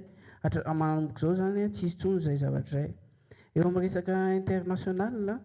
dia efa miezaka ny ministère zao tsy miezaka fa eo ampanaovana an'izany mihitsy ny coopération judiciaire mikasika an'ireo firenena hita fa hoe andianan'ireny bois de rose reny ohatra ny Chine, Afrique du Sud et d'autres io zany koa ilainy io amin'le hoe famerenana ny andramena ohatra na le arenatsika lasa ny andafiana sy ny andramena rery ihany fa ny arena lasa ny andafiana ilaina zay coopération judiciaire zay anamora ny fifandrarana zany amin'ireo firenena ireo. Zay zany eo andalam-panaovana zao. Resaka ny cour spécial moa amin'izao fotoana antsika itenenantsika zao mbola ny tribunal spécial aloha ny vao teny lalàna. Io tribunal spécial io pesaka olana be satria zao eto Antananarivo ny tokony hanaovana azy, tokony asiana azy. Nefa mbola mipetraka indray manque de moyens. Raha olona ny faritany ve ny infraction mitsanga dia hoentinao aty Antananarivo ny témoin ny partie civile moa zany mety hoe ny forêt fa ny témoin ny pièce à conviction ny rehetrarehetra moyen daholo zany rehetrarehetra zany mety tsy hananany ministère amin'ny fitsarana zay. Mandinika an'izany zay amin'izao fotoana izao hoe inona mety kokoa amin'io hitsarana nyty boîte de rose ty, inona ny tribunal spécial ampiasana, aiza ny asianan'izy io. Misy réforme, tsy maintsy misy réforme atao, réforme législative zany. Ao amin'ny réforme ao zany amin'ny lalàna tsy maintsy misy atao amin'io dia io amin'io resaka hoe cour spécial tokony hatsangana io. Ny ady amin'ny corruption moa dia io tena fataon'ny fitsarana foana io voalaza foana hoe manao corruption amin'ny fitsarana zao efa tena makarenina zany ohatrany hoe mandreraka be meno azy nefa efa ataon'ny fitsarana koa io ovaindrondra rano zao ny ady amin'ny corruption ao anatin'ny fitsarana sy ny any ivelany rehetrarehetra ny olona manao corruption sy ny corrompu sy ny corrompre zany voadona amin'izay daholo. Ny tenareo hoe tsy voadona ve ny amponareo raha tratra amin'ny vahiny mahita an'ireny voadona aloha amin'ny simple citoyen tonga dia voadona foana e. Mba tompona andraikitra koa dia voadona fanondrona zany hoe double voadona zany fa zay efa misy ny paikady apetraka ny anatanterahana an'io mba hisy vokany any amin'ny vahoaka zay. Fa za miteny koa raha ohatra indray mikasika an'ileo cerveau ozy ny tao amin'ny gendarme teo hoe misy baiko avy any ambony tsy atanterahana didy baiko avy any ambony cerveau dia olona ambony ambony tsara kokoa angamba koa raha ohatra hoe sarotra be tsy hoe sarotra be moa zany fa ilaina misy le dénonciation hoe le olona ry lasa ry satria zaho mahafantatra hoe efa misy mandadare mandehandeha mikasika ny cerveau any tia ny cerveau tia ny tena mpanao dia mandeha le cerveau fa hoe misy olona ambony ve sa ahoana zay ny tsy fantatro fa mare fotsiny amin'le izy io moa zay le izy dia hoe fa ny tsara kokoa zavatra tokony ho fantatritsika koa ny dia zao ny fitsarana efa tia amin'ny farany efa voatapaka ny ala efa voatonga anaty sambo ny ala any ny fitsarana vao mandrainy andraikiny fa ny ary amin'ny kopy ny ary amin'ny transportn'ireo rondin ireo makeny amin'ny sambo any angamba tokony andraisan'ny tsiraray andraikitra tsy ny gendarme ihany fa mety hatrany amin'ireo autorité locale fokontany commune sy ny tarin'ireo reo mahita hoe iza manao kopy aiza misy stokina boîte de rose any koa ny zany tena tsara hoe entaniny ary anjarantsika mpanao gazety angamba anisan'izay hoe manentana ny olona amin'ny 4 pouvoir anareo. Zay angamba ny azoko zay ny azoko lazaina mikasika ny dia misaotra betsaka. Misaotra betsaka. Na dia anao tsy teny firy aza zany dia mahita le fantana mipetraka dia mahatsiaro manandraikitra ary raha ny zavatra resahana eto raha ny tena marina dia mahakasika mivantana tokoa ny ministera izay misy ny teny. Resako voalohany angamba resaka namana teo hoe tsy voadona ny ampo tsy mahatsiaro menatra mahita an'izany. Mahatompona andraikitra aloha zany dia tsy izay no apetraka hoe menatra voadona fa tsy maintsy andray andraikitra arak'izay tandrify. Raha miresaka be ny any ivelany tsy dia mahagaga fa matanjaka amin'ny lasany serasera izy tsy afaka miresaka fa tena dia miraikitra amin'izay tandrify. Zavatra amparako voalohany dia izao satria miresaka paikady moa ny eo miresaka paikady no antanina dia tsy andeha lavitra ahako fa ny zavatra izay atao tsy zavatra foronina akory fa misy zavatra ny anjana rehefa misy ny tena mahatao hoe mpiasa-panjakana ary mampiatra ny atao hoe zavatra ara-dalàna dia mainga avy amin'ny lalàna ny zavatra resahana ka izay ny ankaviako antsika rehetrarehetra zany izay manaritra eto hoe raha ny paikady amin'ny fitanana resaka tontolo iainana ny ala ny ekôlôzia dia miangavy antsika mba maka ny lalàna izay mifehy ny sata tontolo iainana izay laharana 90 ohatra 3 izay tamin'ny 1 Desambra angamba 1990 mazava tsara ary voasoratra tsara anatin'izay no hoe ny olona rehetra malagasy voatoana mihitsy malagasy raha sisa fitadidiako a dia atao izay andraisan'ny anjara zay ny zavatra fisoratra ao ary raha miresaka ny le atao hoe politika tanàna ny alantsika izay didim-panjakana mametraka azy tamin'ny taona 97 laharana fa 7/20 izy zay tamin'ny 2 oktobra 7/20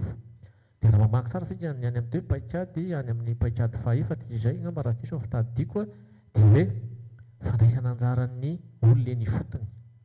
naverimberin-namako rehetra teo izay lafin-javatra zay tsy niteniteny foana izy tena zay fatantsara le fipetraka ny olona ary le olona noatra amin'ny politika forestiera dia tsy olona adala koa mahita an'io fa zava-dehibe izy io ka any mihitsy zany a no heveritro fa misy zavatra tokony amafisina ary tsy hoe tokony fo fanamafisina ihany arak'izay tratra ary raha nisy fanarana vitantsika tamin'ny mpamatsy vola ny banky resam-pirenena tany amin'ny taona 1/24/20 tany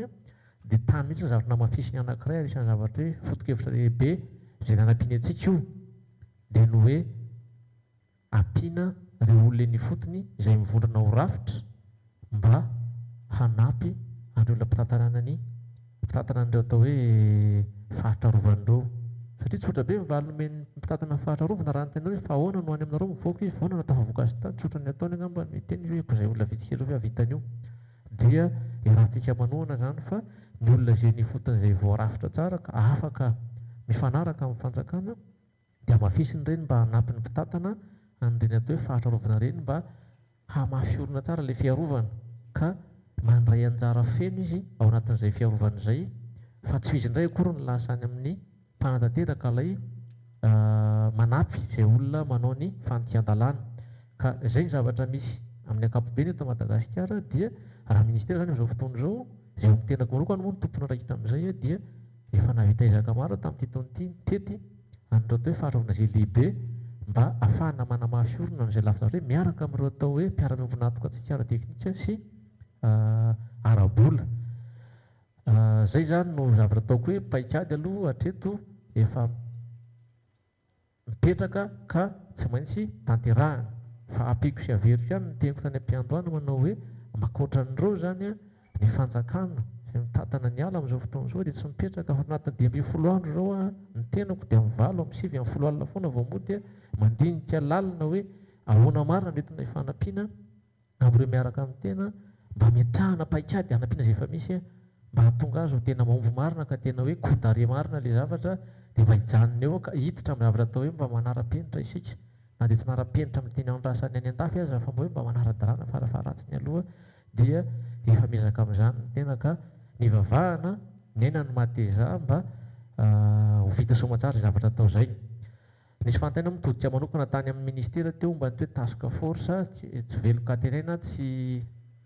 maty ho afony aby izy teo fiteniny azy teo mampa ny task force izay azy teo anivon'ny ministera aloha dia efa niato izy efa nijanona mihitsy moa zany tsy tena hoe maty akory fa efa nijanona le izy tany amin'ny taona 2012 no ny antony maro samihafa tsy sanatria hitsara izay zavatra vitan'ny task force akory efa najana izy no ny antony maro samihafa ho iaho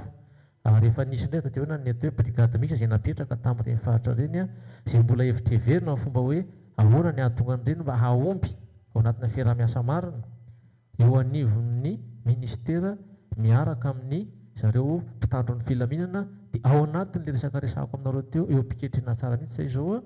miaraka ifampidinidinika amin'ny reto fanjakana miaraka amin'ny teny reto ataoriana kely dia hitantsika eo zany izay mety hoe ahoana ny tena fototra an'ireny izay lafizavatra izay mialatsindra fa lavalava tompoko fanazavana fa tsy maintsy nilaina izay fahitako azy mba tsy hahatonga ny olona hifototra amina foto-kevitra mety tsy misy fitombenany ka izay mety hita ho tarihina lavabe nefa le zavatra no arahany mety tsy fantany sadia misora tompoko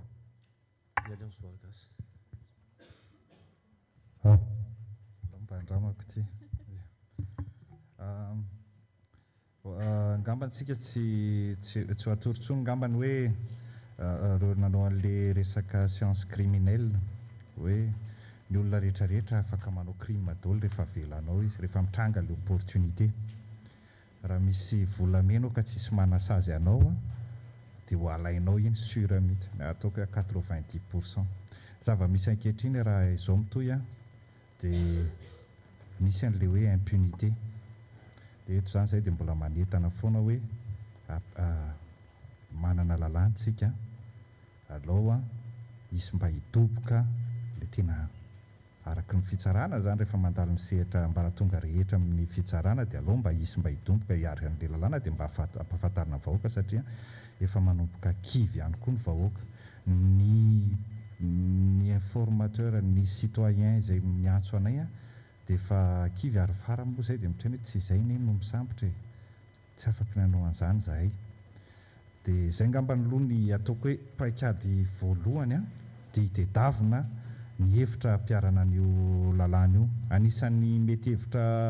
ampiarana azy a ny fanampiana kely anazy an'le resaka protection des témoins teo satria atsika teny hoe olona ny fotony fa tsy moramora ho an'ny olona ny fotony koa nge le mitorika dia samy miaraka makany amin'ny tribunal mba mijoro izy dia rehefa avy eo le olona indray le tokony ho voasazy indray no tonga alohanay tanàna no izy zay zany zavatra anankiray dia rehefa avy eo izy mahazo menasy sy ny tariny ka misy azo atsaraina angambany amin'ireny resaka protection na témoin ireny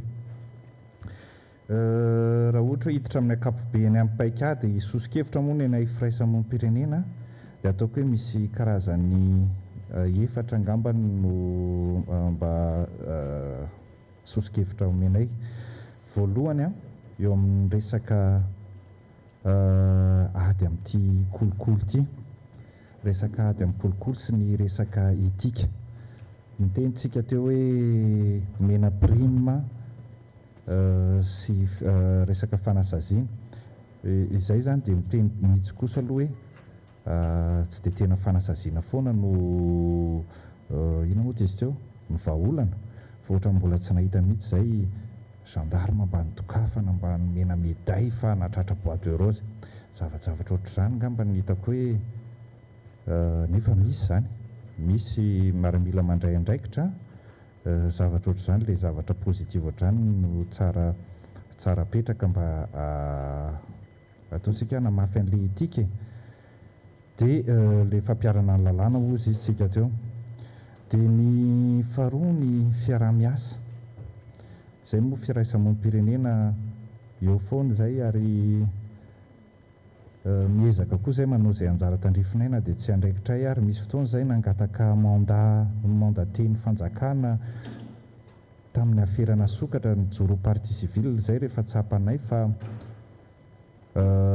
tsy ampy foana ny parti civile ny mahatonga an'le sokatra le olona tratra tavavoaka dia mba nandresy zay mba nahazo rotaona tranonaizina le olona tratra ary nandoa eo amin'ny 1 milliard d'ariary teo fa mampalahelo dia zay kilatsaka député indray le raha namana fa mbola miriry ihany zay zavatra zay zany a le motivation an'le société civile sy le olona mandray andraikitra koa zany a tsy voatery vola fa mba ataontsika hoe rehefa manao ny adidina izy efa atsika moa niarany aiky an'izany a dia rehefa manao ny adidina izy a dia mba tokony hanao ny adidina koa ny ambaratonga hafa dia ny fiara-miasa amin'ny international moa ary ny fahatelo farany ngambany le fahatelo moa zany fa tsy farany a le fahaiza-manao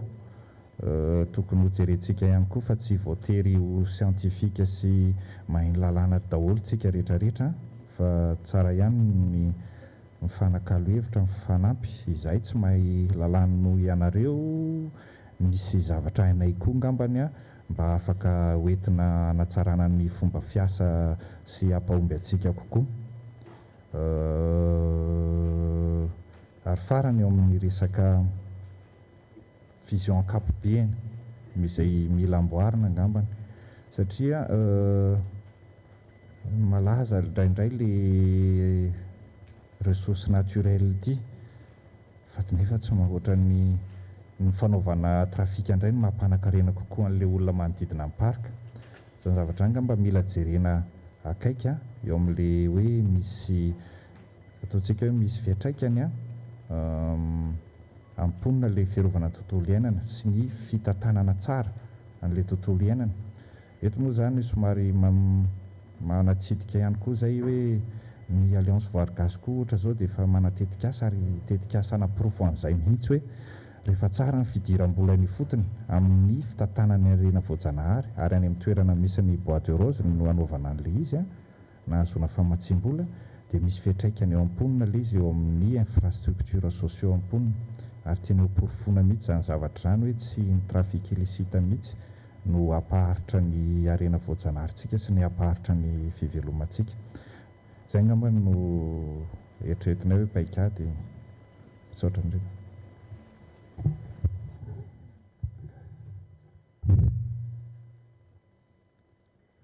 Ny avy aty aminay indray dia zavatra tsotra ty resaka ady ho amin'ny fiarovana ny arena voajanahary ity dia ady sady sarotra no haharitra satria ny antony be dia be loatra ny sokadin'olona zay tafiditra amin'ity raharahany arena voajanahary ity ary olona samy mana ny heriny daholo ka hoy aho voalohany indrindra ho antsika rehetrarehetra indrindrandrindra ho anareo mpikarakara aoka aloha tsy ho kivy satria haharitra ty zavatra ty ny ataontsika androany dia mbola fivoriana voalohany fotsiny fa mbola izy fivoriana manaraka fa aoka kosa mba fivoriana voalohany zao mba fa hisy zavatra misongadina zay hoentina amin'le fivoriana manaraka dia ny fivoriana manaraka mba fa hanamafy fotsiny dia hoy zahay rehefa manao PV nyty zavatra ty nareo taoko fa andefasanareo tsirairay zahay fa indrindrandrindra rehefa manao synthèse nareo dia ataoko fa mba fa misy départementa na sokajin'olona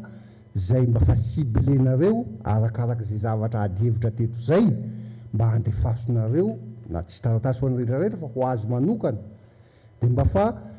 rehefa tonga eto ny fivoriana manaraka mba fa misy zavatra hafa koa mba misy langazy hafa koa ny mivoaka eto dia hoy aho hoe azakivy tsika rehetrarehetra fa ataoana moa angamba raha ny tena izy angamba sanatriaviko angamba lany daholo ny bois de rose lany daholo ny sokatra rehetrarehetra vo zay tapitra ty zavatra ty kanefa tsy zay no iritsika ary tsy tonga amin'izay mahitsitsika fa sambia mandray ny andraikiny ary sambia ho sahy hanana courage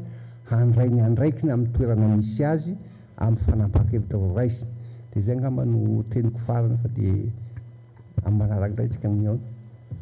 ary dia misotra betsaka anareo rehetra tamin'izay atao hoe famariparitana ankapobeny ny paikady nentina izay ekena fa tsy ny tompona andraikitra voalohany nanivon'ireo rafitra nasaina ianareo zay tonga teto meny kosa izahay fa sanatriavina tsy ho angady tsy matapakahitra ianareo fa ilay antsony malagasy hoe hatrehiny mahavita iambo mahefa tena marihana ty mpamaranana fa tsy dia natao loatra ifampitsikerana be fahatany ny famorina teto fa natao ananganana fitaratra lehibe iray afahantsika tsirairay avy mitaratra ny zava-misy mijery ny fandraisana raikitra nisambatan'olona nisaky ny rafitra mitsikerany lesoka mba afahana manarina satria dia marina ny tenin'ny ray aman-dreny teo ady lavitra ezaka ary tsy maintsy mbola hisy tohiny fiarovana izay zavaboary to Madagasikara izay mifarana ny ady hevitra sy ilay hoe forum no ilazana azy amin'ny teny vahiny ho an'ity andihany voalohany ity fa tsy mifarana eo nydingana fa mbola misy ny sehatra maro olalovana ao anatin'izay ady napetraka izay voaray ny sosikevitra voaray ireo paikady sy ny fahamehana nandrandrany isan'ny ambaratonga ny azy ary inona fa dia isy ny tatitra ahafahana mahatsapa tokoa hoe ny vaingana toy izay ny fivoaka n'ilay ady hevitra teto dia iroso avy hatrany anatin'ny famaranana sady sika tantely rasoanay vo anatin'izany rehetrarehetra izany dia mamekina ny fisaorana tompoko a nanaiky ny fanasana amin'izao fionana izao sy fifanakalozan-kevitra isaorana eram-poeran-tsaina ireo nandray fitenenana indrindrindra avy amin'ny solontenany fanjakana malagasy ny ministera isantsokajiny sy ny avy amin'ny fiarahamonim-pirenena tsy adino isika mpanao gazety izay voasolotena ny manirana ny faritra ka misy hoentina mamarana izao fotoana izao ny fizarana ny mampakasitrahana karazana certificat ho manamarika izay fiafarany fampiofanana ho an'ny mpanao gazety izay dia izay ny manakatina ny fotoanantsika androany fa misaotra indrindra tompoko amin'izay famarina ny antso izay